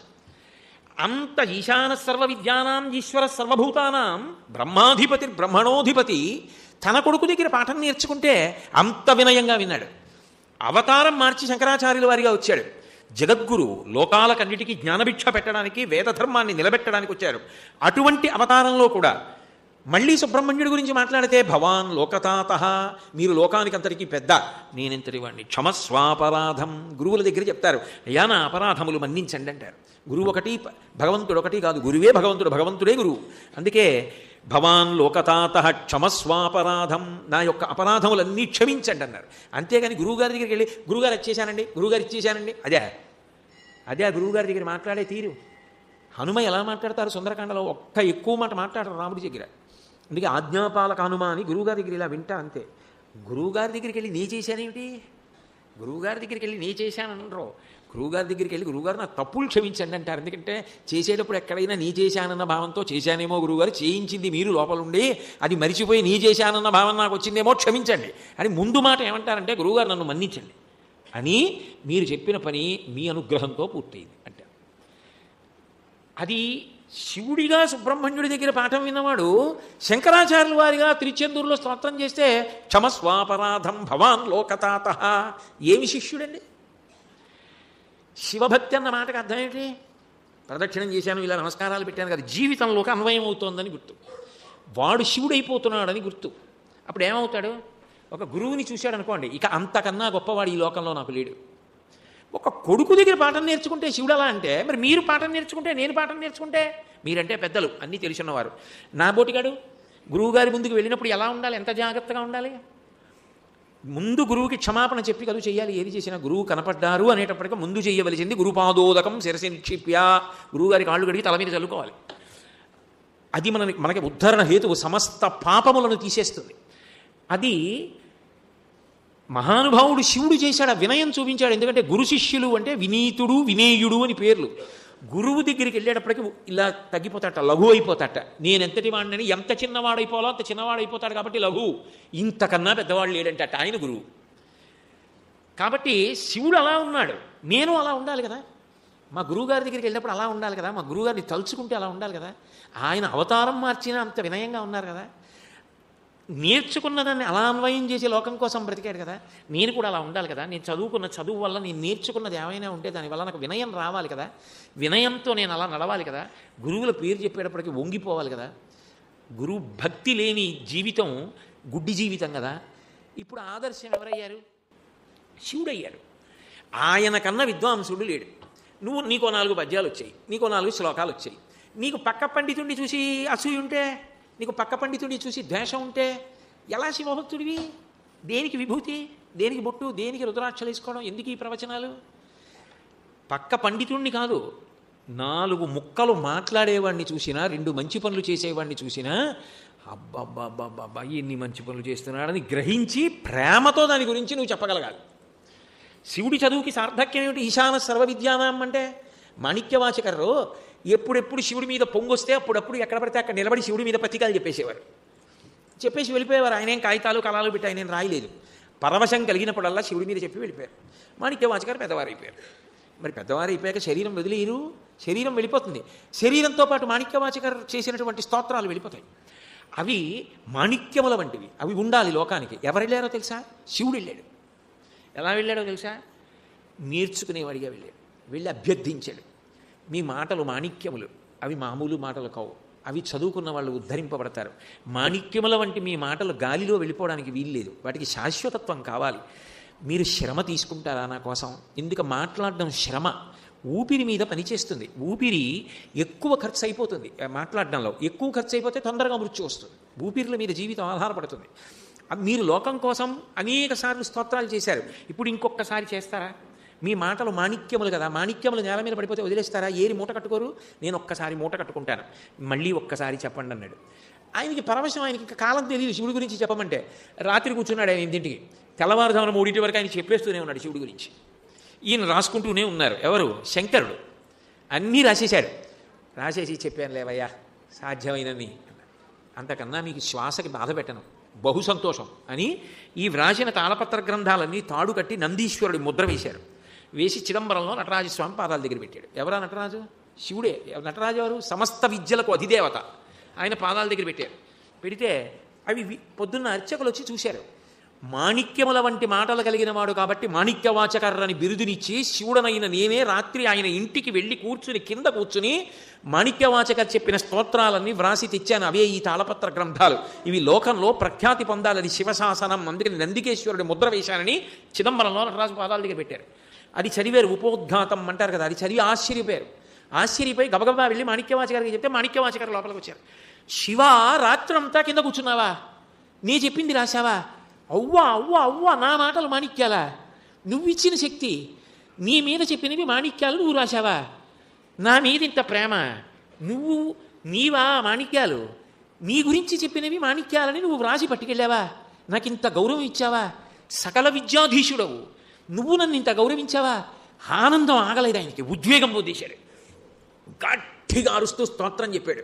అంతే, ఆయన హృదయక్షేత్రంలోంచి జ్యోతి బయలుదేరి వెళ్ళి అందరూ చూస్తుండగా నటరాజస్వామి ఎందు ఐక్యమైపోయి మాణిక్యవాచకర్ పడిపోయాడు. ఆ స్తోత్రాలు తాళపత్ర గ్రంథాలన్నీ అలాగే ఉండిపోయాయి. దేనికి కాల్చనా నీ ప్రవచనాలు? పక్క పండితుడిని చూస్తే అసూయ పడితే నువ్వేం శివభక్తుడివి, దేనికి ప్రవచనం చేస్తావు? ఎందుకు పుస్తకాలకు ముందు మాటలు రాయడం?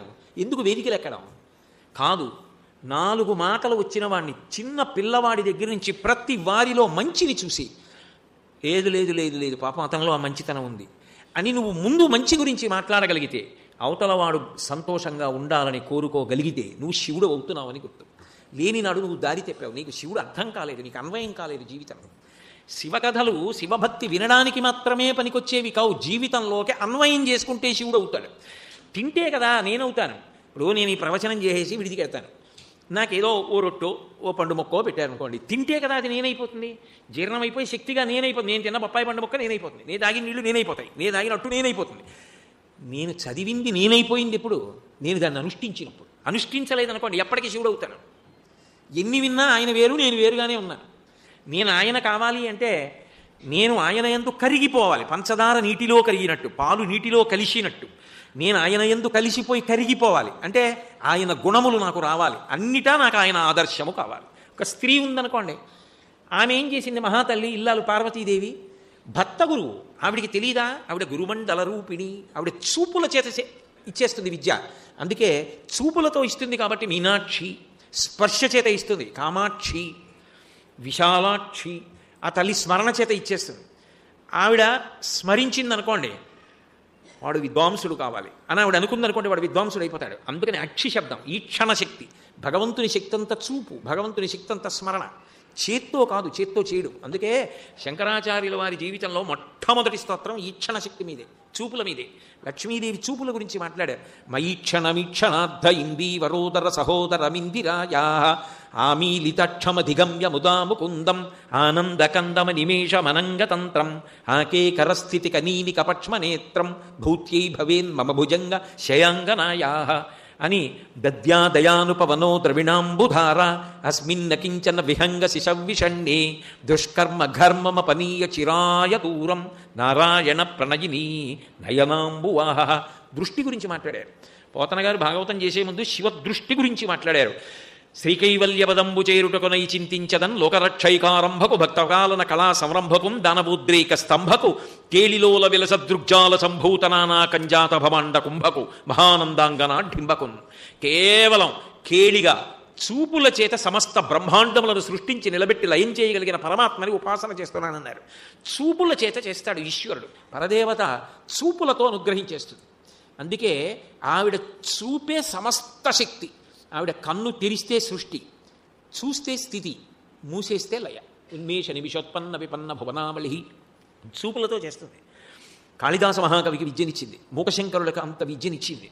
అంత గొప్ప తల్లి గురుమండల రూపిణి, సమస్త గురువులు ఆమె యొక్క రూపం, దక్షిణామూర్తి రూపిణి. అటువంటి తల్లి భర్త గారి దగ్గర ఎంతో వినయంగా యోమే భర్త సమీ గురుహూతం నిత్యమనురక్తాస్మి యథారూపాం సువర్చల అంటుంది సీతమ్మ. భర్త గొప్ప గురువు. లోకంలో మంత్రోపదేశం చేశారనుకోండి, భర్తకి చేస్తారు. భర్త గారు అనుష్ఠానం చేసి భార్యకి చేస్తారు మళ్ళీ ఉపదేశం. అంతేగాని ఇంకొకలా ఉండదు కదా, భర్తగా ఉపదేశం చేస్తారు. ఆమె గురువుగా భర్త దగ్గర నేర్చుకుంటుందన్నీ. అందుకే చూడండి, మీరు మొన్న శ్రావణ మాసంలో వరలక్ష్మీ వ్రతం చేసి ఉంటారు. ఎవరు అడిగారు అసలు? లోకంలో పుత్రపౌత్రాభివృద్ధిగా ధనకనక వస్తువాహనాలతో, కీర్తితో, భక్తజ్ఞాన వైరాగ్యాలతో సుసంపన్నం కావాలంటే భూలోకంలో ఏ వ్రతం చెయ్యాలి స్త్రీ అని ఎవరు అడిగారు? ఆవిడ అడిగింది. ఎవరిని అడిగింది? శివుణ్ణి అడిగింది. కేనోపాయే నలఘున. విష్ణు సహస్రం అంతా చదవలేకపోతే తేలిక మార్గం చెప్పండి, ఏం చెయ్యాలి? ఎవరు అడిగారు? పార్వత్యువాచ. పార్వతీదేవి శివుణ్ణి అడుగుతుంది. శివుడు ఎవరికి చెప్తాడు? పార్వతీదేవికి చెప్తాడు. అది లోకంలోకి వస్తుంది. అంటే ఆవిడ ఏం చేసింది? ఇన్ని తెలిసిన్నావిడ తెలియనావిడ ఏం కాదు. వాళ్ళిద్దరూ నిజతపప్పలాభ్యాం, ఒకరికొకరు తక్కువ గారు. అయినా ఆవిడ మళ్ళీ భర్త ద్వారా వింటూ ఉంటుంది. ఆవిడ గురువుకి ఎంత గౌరవం ఇచ్చింది? శివుడు ఎంత గౌరవం ఇచ్చాడు గురువుకి? ఒక చదువుకున్నవాడిగా మాణిక్యవాచకరికి ఎంత గౌరవం ఇచ్చాడు? మరి ఒక విద్యార్థి విద్యా సముపార్జనం చెయ్యాలనుకున్న వాడికి లోకంలో శంకరుడి కన్నా ఆదర్శవంతమైనటువంటి శిష్యుడు ఎక్కడున్నాడు? ఆదర్శవంతమైన గురువు ఎక్కడున్నాడు? ఆయనలాంటి గురువు లేడు, ఆయనలాంటి శిష్యుడు లేడు. అది విచిత్రం. గురువు ఎలా అవుతాడు? శిష్యుడే గురువు అవుతాడు.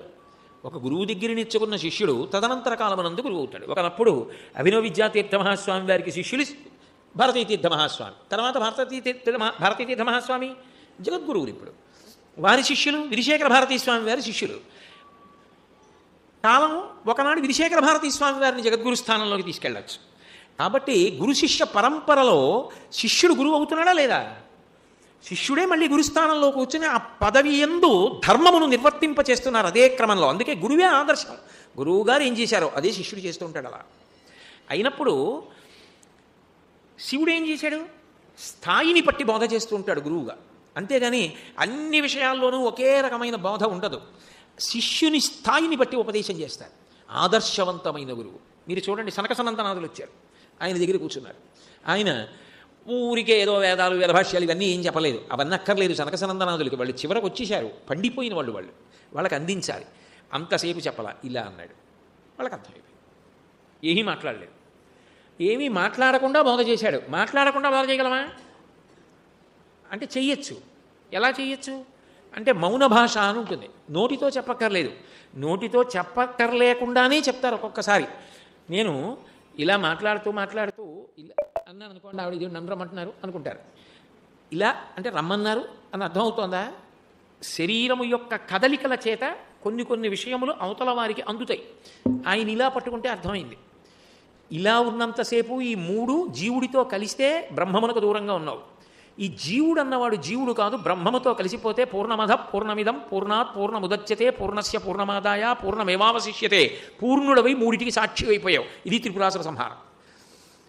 జాగ్రత్త స్వప్న శిశుక్తి భూత భవిష్యత్ వర్తమాన కాలములు మూడు కింద తిరిగే వాటికి అన్నిటికీ కూడా సాక్షిగా కలిత చిన్ముద్రమానందరూపం స్వాత్మారామం ముదితవదనం దక్షిణామూర్తిమీడే వటవిటపి సమీపే భూమిభాగే నిషన్నం సకలమునిగణానాం జ్ఞానదాతారమారాత్ త్రిభువన గురుమీశం దక్షిణామూర్తిదేవం జనన మరణ దుఃఖచ్ఛేద దక్షన్నమామి. అది అర్థమైంది. అంతే, సంసార చక్రాన్ని దాటేశారు. జనన మరణ చక్రం దాటిపోయాడు. ఇప్పుడు ఒక స్థాయికి వచ్చేసిన వాడికి ఇలా అంటే అర్థమైపోయాడు. అందరికీ అన్నీ వివరించి చెప్పక్కర్లేదు. ఆ ప్రాజ్ఞతకి చేరిపోయారనుకోండి, ఒక్క మాట చెప్తే వాళ్ళు పట్టుకుంటారు. ఆ స్థాయికి రాలేదనుకోండి, బాగా వివరించి చెప్పవలసి వచ్చిందనుకోండి, వివరించి చెప్పాడు.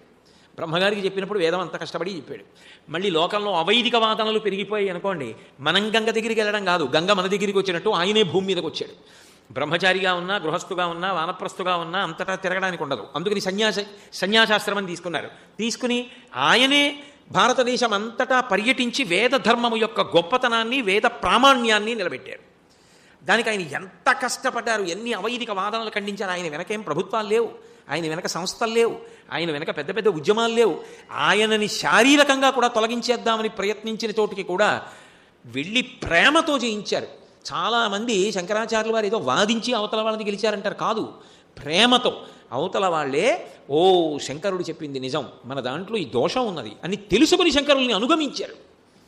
ప్రేమతో గెలిచారు శంకరాచార్యుల వారు. గురువుకు ఉండవలసిన లక్షణం అది. వాడికి తెలియదు కాదు, వాడిని ప్రేమతో దిద్దుతూ ఉంటాడు గురువు, పూర్ణుణ్ణి చేస్తూ ఉంటాడు. అందుకే ఆలయం కరుణాలయం రాశీభూతమైన దయయై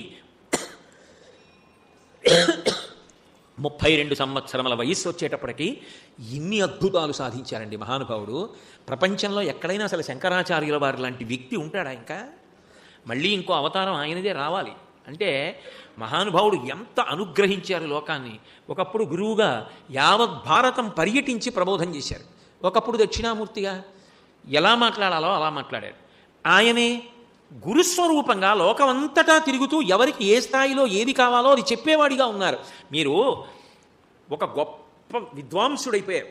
ఆ విద్వాంసుడైపోయిన తర్వాత 1వ తరగతి పాఠం చెప్పేటటువంటి ఉపాధ్యాయుణ్ణి చూసి భాషా ప్రవీణ పాఠం చెప్పేటటువంటి ఆచార్యుడు నవ్వడు. ఎందుకని అంటే ఆలు నేర్పే ఉపాధ్యాయుడు లేకపోతే అసలు నీ దగ్గరికి వచ్చేవాళ్ళు ఉండరు. ఆలు నేర్పేవాడు ఉన్నాడు కాబట్టి నీ దగ్గరికి వస్తున్నారు ఎంఏ చదువుకోవడానికి.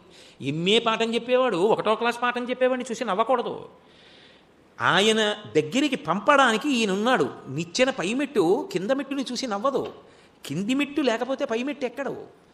ఆ ప్రవాహం కోసం ఎక్కడెక్కడ ఏ ఒడ్డున ఎవరుండాలో ఆ ఒడ్డున ఆయా ఘాట్లు ఉన్నట్టే పరమాత్మని చేర్పించడానికి ఆయా స్థాయిలలో ఎవరిని ఎలా ఉన్ముఖం చేయాలో దానికి ఆ స్థాయిలో శంకరుడే గురువుగా తిరుగుతున్నాడు. అందుకని దీనికి సార్వభౌమిక మతం అని పేరు.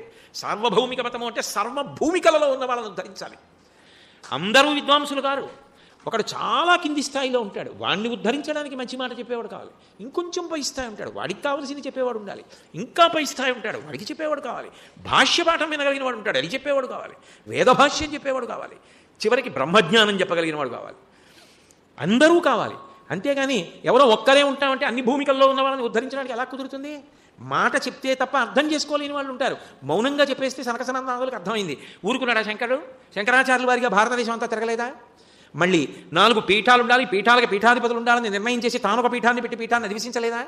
మరి ఎందుకు చేశాడు అంటే శంకరాచార్యుల వారి ఉద్దేశంలో ఇంతమంది ఉంటే తప్ప కుదరదు. అది శివుడే ఒప్పుకున్నాడు. నమ శంకరాయచ మయస్కరాయచ నమ శివాయచ శివతరాయచ మయస్కరాయచ. నీకు ఆ దిద్దించిన గురువు దగ్గర నుంచి, ఇంట్లో తండ్రి రూపంలో గురువు నుంచి, చివరికి బ్రహ్మజ్ఞానం చెప్పే గురువు వరకు కావాలి. ఏ స్థాయిలో ఎక్కడ ఎవరు గురువుగా కావాలో అంతమంది గురువుల రూపంలో ఉండేవాడు శివుడే. ఇప్పుడు ఆయన చేస్తున్నంత ఉపకారం గురువుగా ఎవరు చేస్తున్నారు? ఇంత బోధ చేస్తున్నాడు ఆ లోకంలో. మనుషుల్ని మనుషులుగా తీర్చిదిద్దుతున్నవాడు శివుడేనా? అంటే ఇంకా అంతకన్నా ఆదర్శవంతమైన గురువు ఉంటాడు ఆ లోకంలో? ఎప్పుడు ఏ విద్యార్థికి ఎలా పాఠం చెప్పాలి అన్నదానికి శివుడి కన్నా ఆదర్శవంతమైన గురువు ఎవరు? శివుడి కన్నా ఆదర్శవంతమైన శిష్యుడు ఎవరు? శివుడి కన్నా ఆదర్శవంతమైన పండితుడు ఎవరు? లేడుగా. చదువు అన్న మాటకి ఈ త్రికోణాలే ఉంటాయి, ఈ మూడు కోణములే ఉంటే ఈ మూడు కోణములలోనూ శంకరుణ్ణి దాటడానికి అవకాశం ఉందా? లేదు. ఇంకా అందుకే ఆ వినయానికి పరాకాష్ఠ ఏమిటి అంటే, ఎంత వాడైనా అంత ఒదిగి ఉంటే వాడే నిజంగా అన్నీ తెలిసి ఉన్నవాడు. అందుకే పశుమాంసవజ్ఞ ప్రథిత కృపయా పలయ విభో. శివ, నేను పశువుని, నువ్వు పశుపతివి. ఎవరన్నది? శంకరాచార్యుల వారు. ఆయనే ఆ మాట అంటే, నా బోటిగాడు దేనికి అహంకరించాలి, ఎలా అహంకరించాలి అంటే, శివుడి గురించి చెప్పడం వేరు, శివుడి గురించి చదవడం వేరు, శివుడి గురించి వినడం వేరు, శివుడు జీవితంలోకి ఆదర్శంగా రావడం వేరు. శివుడి జీవితంలో ఆదర్శం అయితే జీవితం శివమయం అవుతోందని గుర్తు, నువ్వు శివుడు అవుతున్నావని గుర్తు. పాలని చూసి మెచ్చుకోవడం వేరు, పాలలో పంచదార కలుపుకోవడం వేరు, పాలు చక్కగా కాచుకోవడం వేరు, గోరువెచ్చగా తయారు చేసుకోవడం వేరు. ఇన్నీ చేసినా తాగకపోవడం ఎలాంటిదో, అన్నీ తెలుసుకొని శివుడు అవ్వాలని తాపత్రయం పొందకపోవడం పాలు తాగకపోవడం లాంటిది. పాలు తాగితే పాలు తానైనట్టు. శివుడు నీకు ఆదర్శమై శివుడిలా నువ్వు బ్రతకగలిగితే శివుడు అవుతావు. అప్పుడు నాకు ఒకటి చెప్పండి, బ్రహ్మచారికి శివుడు ఆదర్శమా కాదా? బ్రహ్మచారి అంటే విద్యార్థి. విద్యార్థులకు శివుడి కన్నా ఆదర్శం ఎవరు లోకంలో? శివుడే ఆదర్శం. నన్ను అడిగితే నేనేం చెప్తానంటే, ఈ లోకంలో ఆదర్శవంతమైన విద్యార్థి ఎవరు? శివుడు. ఆదర్శవంతమైన గురువు ఎవరు? శివుడు. ఆదర్శవంతమైన పండితుడు ఎవరు? శివుడు. శివుడి కన్నా ఇంకా విద్యకి కోణాలు లేవు, శివుడి కన్నా వినయం లేదు, అన్నీ తెలుసు. కానీ ఆయన ఎప్పుడు ఏది చెప్పినా అవతల వారిలో సంస్కారము పెరిగే మాట చెప్తాడు. అంతేగాని అవతల వారిలో సంస్కారము తగ్గిపోయేటట్టుగా మాట్లాడకూడదు. ఇప్పుడు నేను ఒక కథ చెప్తున్నాను అనుకోండి, అందులో ఏ శివుడి గురించో ఏదో విష్ణువు గురించో లేకపోతే మహాత్ములైనటువంటి ఋషులు నారదాదుల గురించో ఏదో వచ్చిందనుకోండి, హాస్యాన్ని జోడించి మాట్లాడే ప్రయత్నం చేయకూడదు. ఎందుకనంటే వినేవాడికి చులకన భావం కలగకూడదు. అది వింటున్నప్పుడు గాంభీర్యం కలగాలి. అవును, నా జీవితాన్ని దిద్దుకోవాలి, ఇక్కడ ఈ అవసరం ఉందని తెలుసుకోవాలి, అందుకు పనికి రావాలి. అందుకు పనికి రావాలి అంటే ఆ మాట చేత సంస్కారము పెరగాలి. మాట చేత సంస్కారము తరగకూడదు, మాట చేత సంస్కారము పెరగాలి. అటువంటి మాట ఎప్పుడు వస్తుంది? శివానుగ్రహము వలన వస్తుంది. అందుకే కళాభ్యాం, చంద్రుడి కళలు పెరుగుతాయి. అలా ఎవరి మాటలు వినడం వలన సంస్కారము పెరుగుతుందో జీవితంలో, ఇంకా ఇంకా మనిషిలా బ్రతకడం అలవాటు అవుతుందో, చెడు వదిలిపెట్టేస్తూ మంచిని పెంచుకోగలిగిన లక్షణం వస్తుందో, అటువంటి వాక్కు సారవంతమైన వాక్కు. ఆ వాక్కుకి సారము వచ్చుట అంటే అది క్రమక్రమంగా వస్తుంది. ఎలా వస్తుంది అంటే, నేను ఓ విత్తనం వేశాను అనుకోండి, వరి మొక్క వచ్చింది అనుకోండి, వెంటనే కంకు రాదు. ఆ మొక్క రావాలి, కంకు రావాలి. కంకుకి గింజలు వస్తే వెంటనే అందులో ధాన్యం ఉండదు, పాలు పోసుకున్నాయి అంటారు. చిన్న చిన్న గింజలు వస్తాయి, పెరగాలి, పెద్దవ్వాలి. పంట పండిన తర్వాత రంగు మారిపోయి పచ్చగా అయిపోతుంది. కోతలు కొయ్యాలి, అప్పుడు తీసుకెళ్ళి దులపాలి, ధాన్యం రావాలి, బస్తాలకు ఎత్తాలి, అవన్నీ దంపాలి, గింజలు తీయాలి, పొయ్యి మీద పెట్టాలి, మరుగు నీళ్ళల్లో పొయ్యాలి, ఉడకాలి, గంజి మార్చాలి, అన్నం అవ్వాలి, నేను కూరతో కలుపుకు తినాలి, జీర్ణం అవ్వాలి, అప్పుడు శక్తిగా మారాలి. నువ్వు శివుడు అవ్వడానికి కూడా ఇంత ప్రక్రియ ఉంటుంది. నువ్వు బాగా గురువుగారి దగ్గర నేర్చుకోవాలి, చదువుకోవాలి, ఆలోచించాలి. నువ్వు ఎంత చదివావన్న దానికన్నా నీకు ప్రతి విషయంలోనూ ఆయన ఆదర్శంగా ఎలా జ్ఞాపకానికి వస్తూ ఉంటాడన్నది ప్రధానం కావాలి. అప్పుడు నీ జీవితము శివమైపోతోందని గుర్తు. అది శివ వైభవం. ఇప్పుడు ఈ కుర్చీ ఉంది, నేనున్నాను, నేను ఎన్నాళ్ళు ఈ కుర్చీలో కూర్చొనివ్వండి, కుర్చీ వేరు నేను వేరు. ఒక్కనాటికి నేను కుర్చీ కాదు, కుర్చీ నేను కాదు. ఈ బల్ల ఉంది, నేను దీని మీద ఎన్నాళ్ళు చేతులు వేసి ఉండనివ్వండి, నేను బల్ల కాదు, బల్ల నేను కాదు. బల్లలోకి నేను ఐక్యమైపోను, బల్ల నాలో ఐక్యమైపోదు. పంచదారలో పాలేసి కలపకపోయినా ఐక్యమైపోతుంది, నీళ్లలో ఉప్పేసి కలపకపోయినా ఐక్యమైపోతుంది. అనుష్ఠాన పర్యంతంలోకి వచ్చిందనడానికి గుర్తు ఏమిటంటే, నువ్వు చదువుకున్నది నీకు జీవితాన్ని దిద్దడానికి గుర్తొస్తోందా? గుర్తు రావట్లేదు, తప్పు కాదు, ఇంకొంచెం సాధన చేసి మెట్టెక్కాలని గుర్తు. జారిపోవడం మొదటి లక్షణం. ఎవరూ ఊంచుకొని నిలబడరు. నడక నేర్చుకున్నప్పుడు ముందు పడేవి తప్పటడుగులే. నడక వచ్చినప్పుడు ముందు తన్నుకు పడిపోవడమే వస్తుంది, తర్వాత నిలబడ్డం, ఊంచుకోవడం వస్తుంది. భయపడకు, నాకు రాలేదని బెంగపెట్టుకోకు, సాధన చెయ్యి, ఊంచుకుంటావు. శివుడే ఉంచుకునేటట్టు చేస్తాడు. నీకు ఆ కోరిక ఉంటే చాలు, నువ్వు శివుడు అవుతావు ఒకనాడు. అందుకే ఇప్పుడు విద్యార్థికి శివుడు ఆదర్శం అయ్యాడా? ఆదర్శం అయితే శివుడు అయ్యాడు. వాడు అంత గొప్ప విద్వాంసుడు అవుతాడు, అంతే, లోకానికి పనికొచ్చే విద్వాంసుడు అవుతాడు. అలాగే ఆయన లాంటి ఉత్తమ గృహస్థు లేడు. నేనంటే ఇవాళ అనుకోకుండా ఆశ్రమం వైపు కదు వెళ్ళాను, అందుకే నేను ఆ కోణంలోనే వెడుతున్నాను. శివుడు ఇటు తీసుకెడితే అటిడితేనే పలికిడిది భాగవతమట, పలికించే విభుండు రామభద్రుండట, నే పలికిన భవహారమగునట. శివవైభవం పలుకుతాం అనుకున్నాను, శివుడు ఎటు తీసుకెడితే అటే వెళ్ళి ఆ వైభవాన్ని పండిద్దాం అంతే. ఇంకా మళ్ళీ కొత్త ప్రమేయం ఎందుకు, ఇలా కాదులే అలా అందాలే ఎందుకు. బ్రహ్మచారిగా శివుడు ఆదర్శం, శివుడు అయ్యాడు బ్రహ్మచారి. గృహస్థుగా నీకు శివుడు ఆదర్శం. గృహస్థాశ్రమంలో నిజానికి శివుడి కన్నా ఆదర్శం ఎవరు? లోకానికి మొట్టమొదటి దంపతులు పార్వతీ పరమేశ్వరులే, ఆది దంపతులు. నిత్యాయ త్రిగుణాత్మనే పురజితే కాత్యాయని శ్రేయసే సత్యాయాద్య కుటుంబినే మునిమన ప్రత్యక్ష చిన్మూర్తయే అంటారు శంకర భగవత్పాదులు. లోకానికి మొట్టమొదటి కుటుంబం, మొట్టమొదటి దంపతులు వాళ్ళే. పిల్లల మీద చూడండి, తల్లిదండ్రుల ప్రభావం చాలా విశేషంగా ఉంటుంది. తండ్రి తల్లిని చాలా విశేషంగా ప్రేమించి తల్లి పట్ల ఎంతో ప్రేమతో ప్రవర్తించి ఆమెను ఈసడించుకోవడం, చీదరించుకోవడం కాకుండా, అది లేనినాడు నా జీవితానికి ఈ సంతోషం ఇదిరా అని కొంచెం పెద్దవాడవుతున్న కొడుకుకి ఆదర్శప్రాయులు అవుతారు తల్లిదండ్రులు. వాళ్ళిద్దరూ ఎలా ఉన్నారన్నది. అందున పిల్లలకి ఏమిటో తెలుసా, ఒక విచిత్రం ఉంటుంది పిల్లల జీవితంలో. ఒక స్థాయిలో తల్లే గొప్ప, తండ్రి కాదు. ఒక స్థాయిలో తండ్రే గొప్ప, తల్లి కాదు. ఒక స్థాయికి వెళ్ళాక తల్లిదండ్రులు ఇద్దరూ గొప్ప. అయితేనే నువ్వు పిల్లాడివి పెద్దవాడివి. అలా నీకు కాకపోతే నువ్వు ఎప్పటికీ పిల్లాడు పెద్దాడు కాదని గుర్తు. అదేంటండి అలా అంటారు మీరు, అన్ని తిరకాసు మాటలు అనుకోకండి. నేను పసిపిల్లవాడిగా ఉన్నాను అనుకోండి, నాకు మా నాన్నగారి గురించినటువంటి పట్టింపు ఏమీ ఉండదు అసలు. నాకు తల్లే గొప్ప.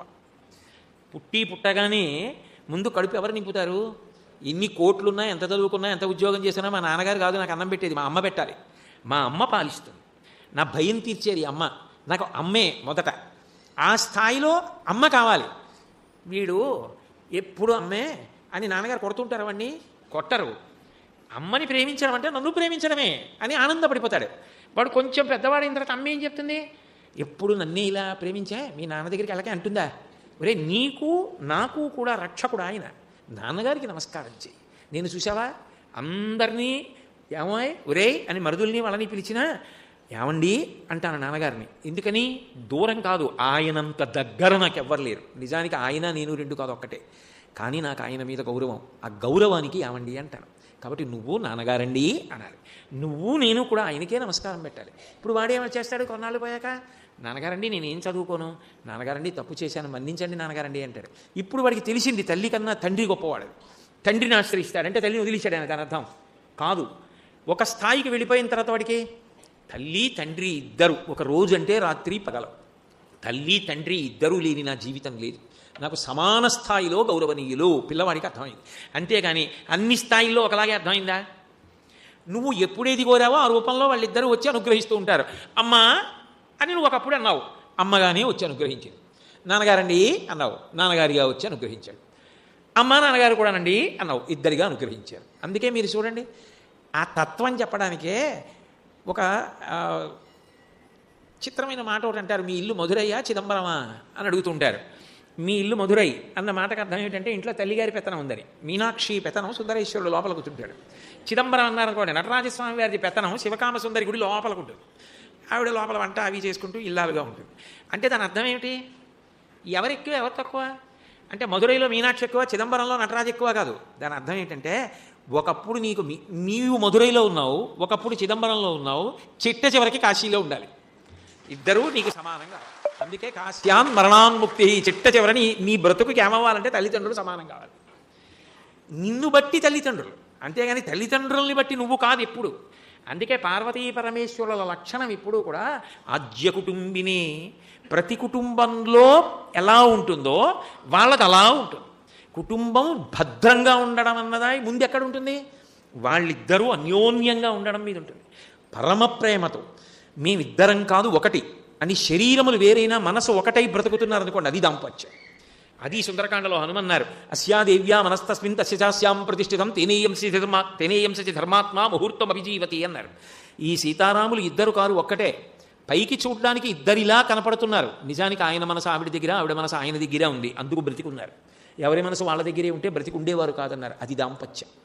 దాంపత్యంలో ఇద్దరు ఒకటైపోవాలి. అందుకే తాత్వికంగా ఆలోచిస్తే శివుడు సగభాగాన్ని ఆవిడికి ఇచ్చేశాడు. అంటే ఇప్పుడు అసలు ఇద్దరు వేరై ఉంటారా? కుదురుతుందా? పార్వతీ పరమేశ్వరులు వేరుగా చూస్తానండి అంటే కుదురుతుందా? నువ్వు దండేస్తే ఇద్దరికి పడిపోతుంది అంతే. నాకు వేసిందండ, నాకు మా ఆవిడికి కలిపి వేసేసిందండి. అందుకే లోకంలో గురుపత్ని గురువుతో సమానం అన్నారు. అది కారణం. ఆవిడ ఏం చదువుకున్నారండి, ఆవిడ ఏం చెప్పారండితో సంబంధం లేదు. గురుపత్ని గురువే. గురువు గురుపత్ని సమాన స్థాయి. ఎందుకని? దాంపత్యం అంటే అంతే. ఇద్దరు కాదు, ఇద్దరుగా కనపడేటటువంటి ఒక్కరే. అలా పండితేనే దాంపత్యం. అంతేగాని అలా పండకుండా ఇద్దరూ కొట్టుకు చావడానికి ఓ ఇంట్లో ఉంటే దాంపత్యం అనరు. ఈయన బలహీనతకి ఆమె ప్రేమిస్తుంది, ఆమె బలహీనతకి ఆయన ప్రేమిస్తాడు. ద్వేషించుకోవడానికి కాదు. ఇద్దరు పిల్లలుంటే ఓ పిల్లవాడికి ఆరోగ్యం తక్కువ, బలహీనుడు అనుకోండి, తల్లిదండ్రులు వాడిని ఎక్కువ ప్రేమిస్తారు. వీడంత బలహీనుడు అని పెద్దవాడిని పిలిచి, ఒరే తమ్ముడు అంత బలమైన వాడు కాదురా, వాడిని కనిపెట్టుకుని ఉండు సుమా అని అప్పచెప్తారు. పిల్లలలో బలహీనతకి తల్లిదండ్రులు ఎక్కువ ప్రేమిస్తున్నారు. నీ భార్య ఎందులో బలహీనురాలో దానికి నువ్వు ఎక్కువ ప్రేమించాలి. అమాయకురాలు, ఏం తెలీదు, ఏదేదో చెప్పేస్తుంది, ఏదేదో మాట్లాడిస్తుంది అవతల వాళ్ళు అడిగితే అని నువ్వేం మాట్లాడకే. వాళ్ళు నిన్ను చాలా మాయ చేసి ఏవేవో అడుగుతారు. నాకేం తెలియదు, మా ఆయన అడగండి ఒక మాట చెప్పు చాలు. వాళ్ళ దగ్గర ఎక్కువ చెప్పకు. మనం వెడుతున్నది అలాంటి చోటికి. వాళ్ళు ఇంటి గుట్లు అన్నీ లాగే ప్రయత్నం చేస్తారు. ఈ మధ్య మీ మరిది వచ్చి చాలా కాలమైంది ఏం రావట్లేదు అంటారు. నువ్వు అక్కడి నుంచి ఏవేవో మాట్లాడుకో అని చెప్పుకుంటాడు. ఎందుకని? అమాయకురాలు, పాపం తెలియదు ప్రేమ. ఆయనకి భార్య చెప్పుకుంటుంది ఒక్కొక్కసారి, ఏమండి నేను ఇలా అన్నానని అనుకోవద్దు, మీరు ఇంట్లో కొంచెం అన్నం తినేసిరండి, మీరు కొంచెం ఎక్కువ తింటారు, మీకు ఆకలి ఎక్కువ, అక్కడ తినకండి, మీకు దృష్టి తగులుతుందండి. అంతెందుకు, కన్న తల్లి కన్నా ఎక్కువ ఆలోచిస్తుంది. విస్తరి శుభ్రంగా తినాలి గురువుగారు చెప్పారని ఒక ఆయన ఏం చేసేవాడంటే కరివేపాకు కూడా ఉంచకుండా ఆకులో తినేయడం మొదలెట్టాడు. పిచ్చి ఆయన పాపం. ఆయన ఏమిటనుకుంటున్నారు, గురువుగారు చెప్పారు. ఆకు వేసినప్పుడు ఎలా ఉండేదో ఆయన భోజనం చేసి ఆ ఆకు అలా ఉండేది. కొన్నాళ్ళు ఆయన అలా తిన్న తర్వాత గురువుగారు ఒకందుకు చెప్పాడు మంచి బుద్ధితో. భార్య ఏంది, ఏమండి మీరు ఏమనుకోవద్దు కానీ గురువుగారు చెప్పినా ఇంట్లో అలా తినండి, బయట అలా తినద్దు, కొంచెం వదిలేయండి అంది. ఏ అన్నాడు ఆయన. అంతా బాగా తినేస్తున్నాడు ఆకులో మిగల్చకుండా అని, మీ ఒక్క ఆకు అలా ఉంటే మీకు దృష్టి తగులుతుందేమో అని నాకు బెంగగా ఉందండి. అది భార్య అంటే. ఎంత ప్రేమ! ఒక స్థాయిలో కన్నతల్లి అయిపోతుంది. అంత ప్రేమ ఎక్కడి నుంచి వస్తుంది? రమ్మంటే ఆ స్థానం ఎక్కడి నుంచి వస్తుంది? భర్తకున్న ప్రేమ. ఆ ప్రేమ ఎక్కడుందో వాళ్ళిద్దరూ కలిసి పుట్టిన వాళ్ళు కాదు, జీవితంలో కలుసుకున్న వాళ్ళు. కానీ ఆ ప్రేమ అలా ఉంటుంది. అది దాంపత్యం. అది మొదట ఎవరి యందు అన్వయమైంది అంటే శివుని యందు అన్వయమైంది లోకంలో అన్నారు. అందుకే ద్వంద్వములతో ఉంటాడు ఎప్పుడు. ఎలా ఉండాలో మనకి చూపించడానికి అలా ఉంటాడు. ఆయన భోగిగా ఉండవలసినప్పుడు ఆయన అంత భోగాన్ని అనుభవిస్తాడు. యోగిగా ఉండవలసి వచ్చిందనుకోండి అంత యోగాన్ని అనుభవిస్తాడు. కలిసి కూర్చుని అంత సంతోషంగా ఇద్దరు ఉండవలసిన పరిస్థితి వచ్చిందనుకోండి, అసలు మీరు శివుడు అనుభవించేటటువంటి భోగం గురించి తెలుసుకుంటే తెల్లబోతారు. ఆయన పొందేటంత భోగం లోకంలో ఎవరు పొందరు. మీకు నేను ఒక్క ఉదాహరణ చెప్తాను. దక్షారామంలో అసలు కింద ఉండడు, మేడ మీద ఉంటాడు. అంతఃపుర సౌధంలో ఉంటాడు. ఆ సౌధం మేడ మీద ఉంటాడు. ఎందుకని అంటే అసలు చూడండి, లోకంలో అంటారు అసలు కాలే కింద పెట్టడండి ఆయన అంటారు. కాలు కింద పెట్టని భోగం. అందుకే దక్షారామం పెడితే కోరికలు తీరుతాయంటారు. ఇహమంతా ఇస్తాడు, అలాగని పరమం ఇస్తాడు. ఎంత భోగమో తెలుసా? గల్లు గల్లని రత్న కంకణంబులు మ్రోయ గంధవాహునియాలు కసవు తీర్చు, లక్ష్మి కింగేలి లీలారవిందంబున కలయంపి చిలికించు కమ్మతేని, ప్రత్యక్ష తామ్రపర్ణియుతాను తారాపదగంగ వలిముత్యముల రంగ వలి తీర్చు, సప్త పాతాళ నాగేంద్ర చంద్రముఖులు పణమణిజ్యోత్సన దివ్య కంబములగుదురు, దక్షవాటిక సోమముకుటికి గారాబు జోటి అయిన దక్షవాటిక మహోత్సవములందు. ఎంత భోగం అనుభవిస్తాడంటే, దక్షారామంలో భీమనాథుడి ఉత్సవం జరిగితేట సేవకులు చేస్తే ఒప్పుకొట్ట. ఎంత భోగం అనుభవిస్తాడంటే, అంటే ఉండడం వేరు, భార్యతో కలిసి సంతోషంగా ధార్మికంగా అనుభవించడం వేరు. దాసదాసీ జనంతో ఎలా ఉంటాడంటే, ఏదో ఆయనకి గల్లుగల్లని రత్న కంకణమ్ములు మ్రోయ గంధవాహునియాలు కసవు నూట్సు. ఆ వాయుదేవుని యొక్క భార్య చేతి కంకణాలు గల్లు గల్లు అంటుంటే తెల్లవారుజామున ఆ ఇంటినంతటినీ కూడా ఊడుస్తుంది దక్షారామంలో, క్షేత్రాన్నంతటినీ, దేవాలయాన్ని. లక్ష్మి కెంగేలి లీలారవిందమ్మున కలయంపి చిలికించు కమ్మతేనె. లక్ష్మీదేవి వచ్చి ఆ తామర పువ్వులో ఉన్నటువంటి తేనె తీసి కలాపి చల్లుతుంది. చల్లితే తామ్రపర్ణియుతాను తారాపథగంగ వలిముత్యముల రంగ వల్లి తీర్చు. తామ్రపంది నది, ఆకాశగంగ రెండూ కూడా కాంతల రూపాలు పొంది వచ్చి దక్షారామంలో ఉత్సవాలలో ముగ్గులు పెడతాయిట. అధివాసనము చేయు యముని శుద్ధాంతంబు ధూమోర్ణ మహిషాక్షి ధూమఘటిక. యమధర్మరాజు గారి భార్య పేరు ధూమోర్ణ. ఆవిడ సాంబ్రాణి పట్టుకొచ్చి క్షేత్రం అంతా, దేవాలయం అంతా కూడా సాంబ్రాణి వేస్తుందిట. తెల్లవారుజామున చీకట్లు విచ్చుకోకముందే ఆయన పాదాల దగ్గర దీపాలు ఎవరు పెడతారంటే సప్త పాతాళ నాగేంద్ర చంద్రముఖులు ఫణమణిజ్యోత్సన దివ్య కంబములగుదురు సోమముకుటి నిగారాబు జోటి అయిన దక్షవాటిక మహోత్సవములందు. సప్తపాతాల లోకాలలోంచి నాగకాంతలు పైకి లేచి పడగలు విప్పితే వాటి మీద ఉన్న మణులు వెలిగితే ఆ కాంతులలో పాదాలు దర్శనమిస్తాట. అంటే ఎంత భోగం! అసలు భోగం ఇచ్చేటప్పుడు అంత భోగం అనుభవిస్తాడు. ఒక యజమాని తన భార్యతో కలిసి భోగం అనుభవిస్తే సంతోషంగా ఆనందంగా తను సంపాదించిన దాంట్లో ధర్మం తప్పకుండా అంత సంతోషంగా భోగం అనుభవించాలి. అదే మహానుభావుడు అన్నీ విడిచిపెట్టేసి ఏమీ పట్టించుకోకుండా ఉండవలసి వచ్చిందనుకోండి, ఆయనే అంత యోగిగా కూడా ఉంటాడు. ఒక్కొక్క చోట చూడండి, ఒక్కొక్క యజమాని అంత ఐశ్వర్యవంతుడు పెరట్లో ఓ మాసిపోయిన గుడ్డ కట్టుకుని గొప్పులు తవ్వుకుని మొక్కలకి నీళ్లు పోసుకుని ఆయనే చేసుకుంటూ ఉంటాడు. తప్పనడానికి వీల్లేదు. ఆయనంత కిందకి రాగలడు. కష్టపడవలసి వస్తే అంత కష్టపడగలడు. అందుకే మనకి లోకంలో ఒక సామెత ఉంది, అసలు నిజానికి ఉగాది పండగ నాడు వేప పువ్వు తినని వాడికి భోగి పండగ నాడు పాయసాన్నం పెట్టద్దని. ఎందుకంటే ఉగాది పండగ నాడు ఏం పెడతారు? వేప పువ్వు పెడతారు, చేదు పచ్చడి పెడతారు. ఎందుకని? సంవత్సర ప్రారంభం. వేప పువ్వు ఎందుకు పెడతారంటే కష్టపడ్డం చేదుగా ఉంటుంది, సుఖపడ్డం తీపిలా సంతోషంగా ఉంటుంది. ఏ పని చెయ్యొద్దు, ఏదో అలా ఎదురుగుండా ఓ పెట్టేట్టుకుని రంగురంగుల కథలు కమామిషీలు అన్నీ చూసుకుంటూ అలా పడుకుంటూ గడిపేసేయచ్చు. కానీ ఆరుగాలం కష్టపడ్డవాడెవరో వాడు చేదు తిన్నాడని గుర్తు. కష్టపడ్డాడు. అందుకే భోగి పండక్కి తిథితో సంబంధం లేదు. సుబ్రహ్మణ్య షష్ఠి గోకులాష్టమి అలా ఉండదు. దక్షిణాయనం చివరి రోజు ఏదో అదే భోగి. అంటే నువ్వు కష్టపడితే ఫలం వచ్చింది ఏదో అదే భోగి. భోగం అనుభవించు. అప్పుడు వాడికి ఏం చేస్తారు? పొంగల్, చక్కెర పొంగల్ వండి పెడతారు. చక్కెర పొంగల్ అంటే దాని అర్థం ఏమిటి? ఎవడు కష్టపడ్డాడో వాడే సుఖపడ్డానికి అర్హుడు. తప్ప కష్టపడకుండా నీ సుఖపడతానంటే వీల్లేదు. కష్టపడవలసిందే. ప్రతివాడు తన రంగంలో తాను కష్టపడాలి. భగవంతుడంతటి వాడు కాలంలో చెప్పిన నియమం అది. శంకరుడు కూడా అంతే. అవసరమైందనుకోండి ఎంతైనా కష్టపడతాడు. తరలాక్షి అతడు ధనవంతుడు అందుమా కోరివేడిన కానీ కూడు లేదు. లోకానికి పాఠం చెప్పవలసి వచ్చిందనుకోండి, ఆయన అంత గొప్పగానూ పాఠం చెప్తాడు. ఆయన కూడా ఇంట్లో యజమాని ఉన్నాడు అనుకోండి, నేనే ఉన్నానండి మా ఇంట్లో, అన్నం తినవలసి వచ్చింది, ఆకలేసింది, ఏం చేస్తాను? ఏమిటో అకాలంగా ఇవాళ బయట హోరిన వాన, ఇప్పుడు లేని ఒకటో సాయంకాలం 5ంటికి ఆకలిస్తోంది, ఏమైనా కొద్దిగా పోనీ బరువు అయింది ఏదైనా పెడితే మళ్ళీ రాత్రి పలహారం చేయలేని అనుకుంటే ఓ 3 అప్పడాలు కాల్చిపెట్టు అంటే ఏమిటి అకాల కోరికలు అందవు. ఏం చేస్తుంది? 4 అప్పడాలు కాల్చిస్తుంది. బరువు అంటే బరువు కాదు, తింటే తిన్నట్టు ఉంటుంది. అప్పడం వల్ల కడుపు నిండదు, కానీ ఇతర పదార్థాల చేత కడుపు నిండేటట్టు చేస్తుంది. దానికి ఉన్న దహనదోహదకారి అంటే అది చూసారా, కాలడానికి పనికి వస్తుంది ప్రాణవాయువు. అలా అప్పడం ఏం చేస్తుందంటే ఇంకొంచెం పులుసు అన్నం తినేటట్టు చేస్తుంది. 4 అప్పడాలు ఇచ్చింది అనుకోండి, అరగంట సేపు ముక్కలు విరుచుకు తిని మంచి నీళ్ళు తాగాడు. ఏమొచ్చింది? కడుపు నిండితే. అన్నీ కలిపి నలిపేస్తే చెంచాడు గుండా. కానీ రాత్రి పలహారం పాడైపోకుండా అప్పటికి 4 అప్పడాలు తిన్నాను, మంచి నీళ్ళు తాగాడు. ఏదో కడుపు నిండిందా లేదా? ఎవరిని అడిగాడు? ఇంట్లో ఆవిడని అడుగుతాడు. ఎంత ఇంటి యజమానైనా ఆకలిస్తే ఆవిడని అడుగుతాడు. రండి వడ్డించేశాను అని ఎవరంటుంది? ఆవిడే అంటుంది. ఆవిడ చేత్తోనే అన్నం పెడుతుంది. లోకంలో నేనింతటి వాణ్ణి, నేనెందుకు అన్నం అడగాలమ్మని అనుకుంటారేమోనని శివుడే మొట్టమొదట అన్నపూర్ణమ్మ దగ్గరికి వెళ్ళి భవతి భిక్షాం దేహి అన్నాడు. రే, నేనే నా భార్య దగ్గరికి వెళ్ళి అడిగా, నువ్వెంతటి వాడివిరా? భార్య తక్కువ అనకూడదురా? ఒకనాడు ఆమె ఎక్కువ, ఒకనాడు నువ్వు తక్కువ, ఒకనాడు నువ్వు ఎక్కువ, ఆవిడ తక్కువ. ఇద్దరికి తక్కువ ఎక్కువలు ఉండవు. ఆవిడ మాట మంచిదైనప్పుడు నువ్వు వినాలి, నీ మాట మంచిదైనప్పుడు ఆవిడ వినాలి. ఇద్దరు కలిసి ఒకళ్ళనొకళ్ళు సంప్రదించుకుని ముందుకెళ్ళాలి. ఒక రథానికి 2 చక్రాలు లాంటి వాళ్ళని చెప్పడానికి భిక్షాటన చేశాడు. అక్కడ ఒక భిక్ష ఎత్తితే మన దగ్గర ఒక భిక్ష ఎత్తాడు. తండ్రి చూడండి ఎంత గొప్పవాడైనా బతిమాలుకుంటాడు. నాన్న, నువ్వు సరిగ్గా చదవలేదనుకో, మీ నాన్నగారు అంత గొప్పవాడు, నువ్వేమిట్రా ఇలా తయారయ్యావు అని ముందు నా పేరు చెప్తారా?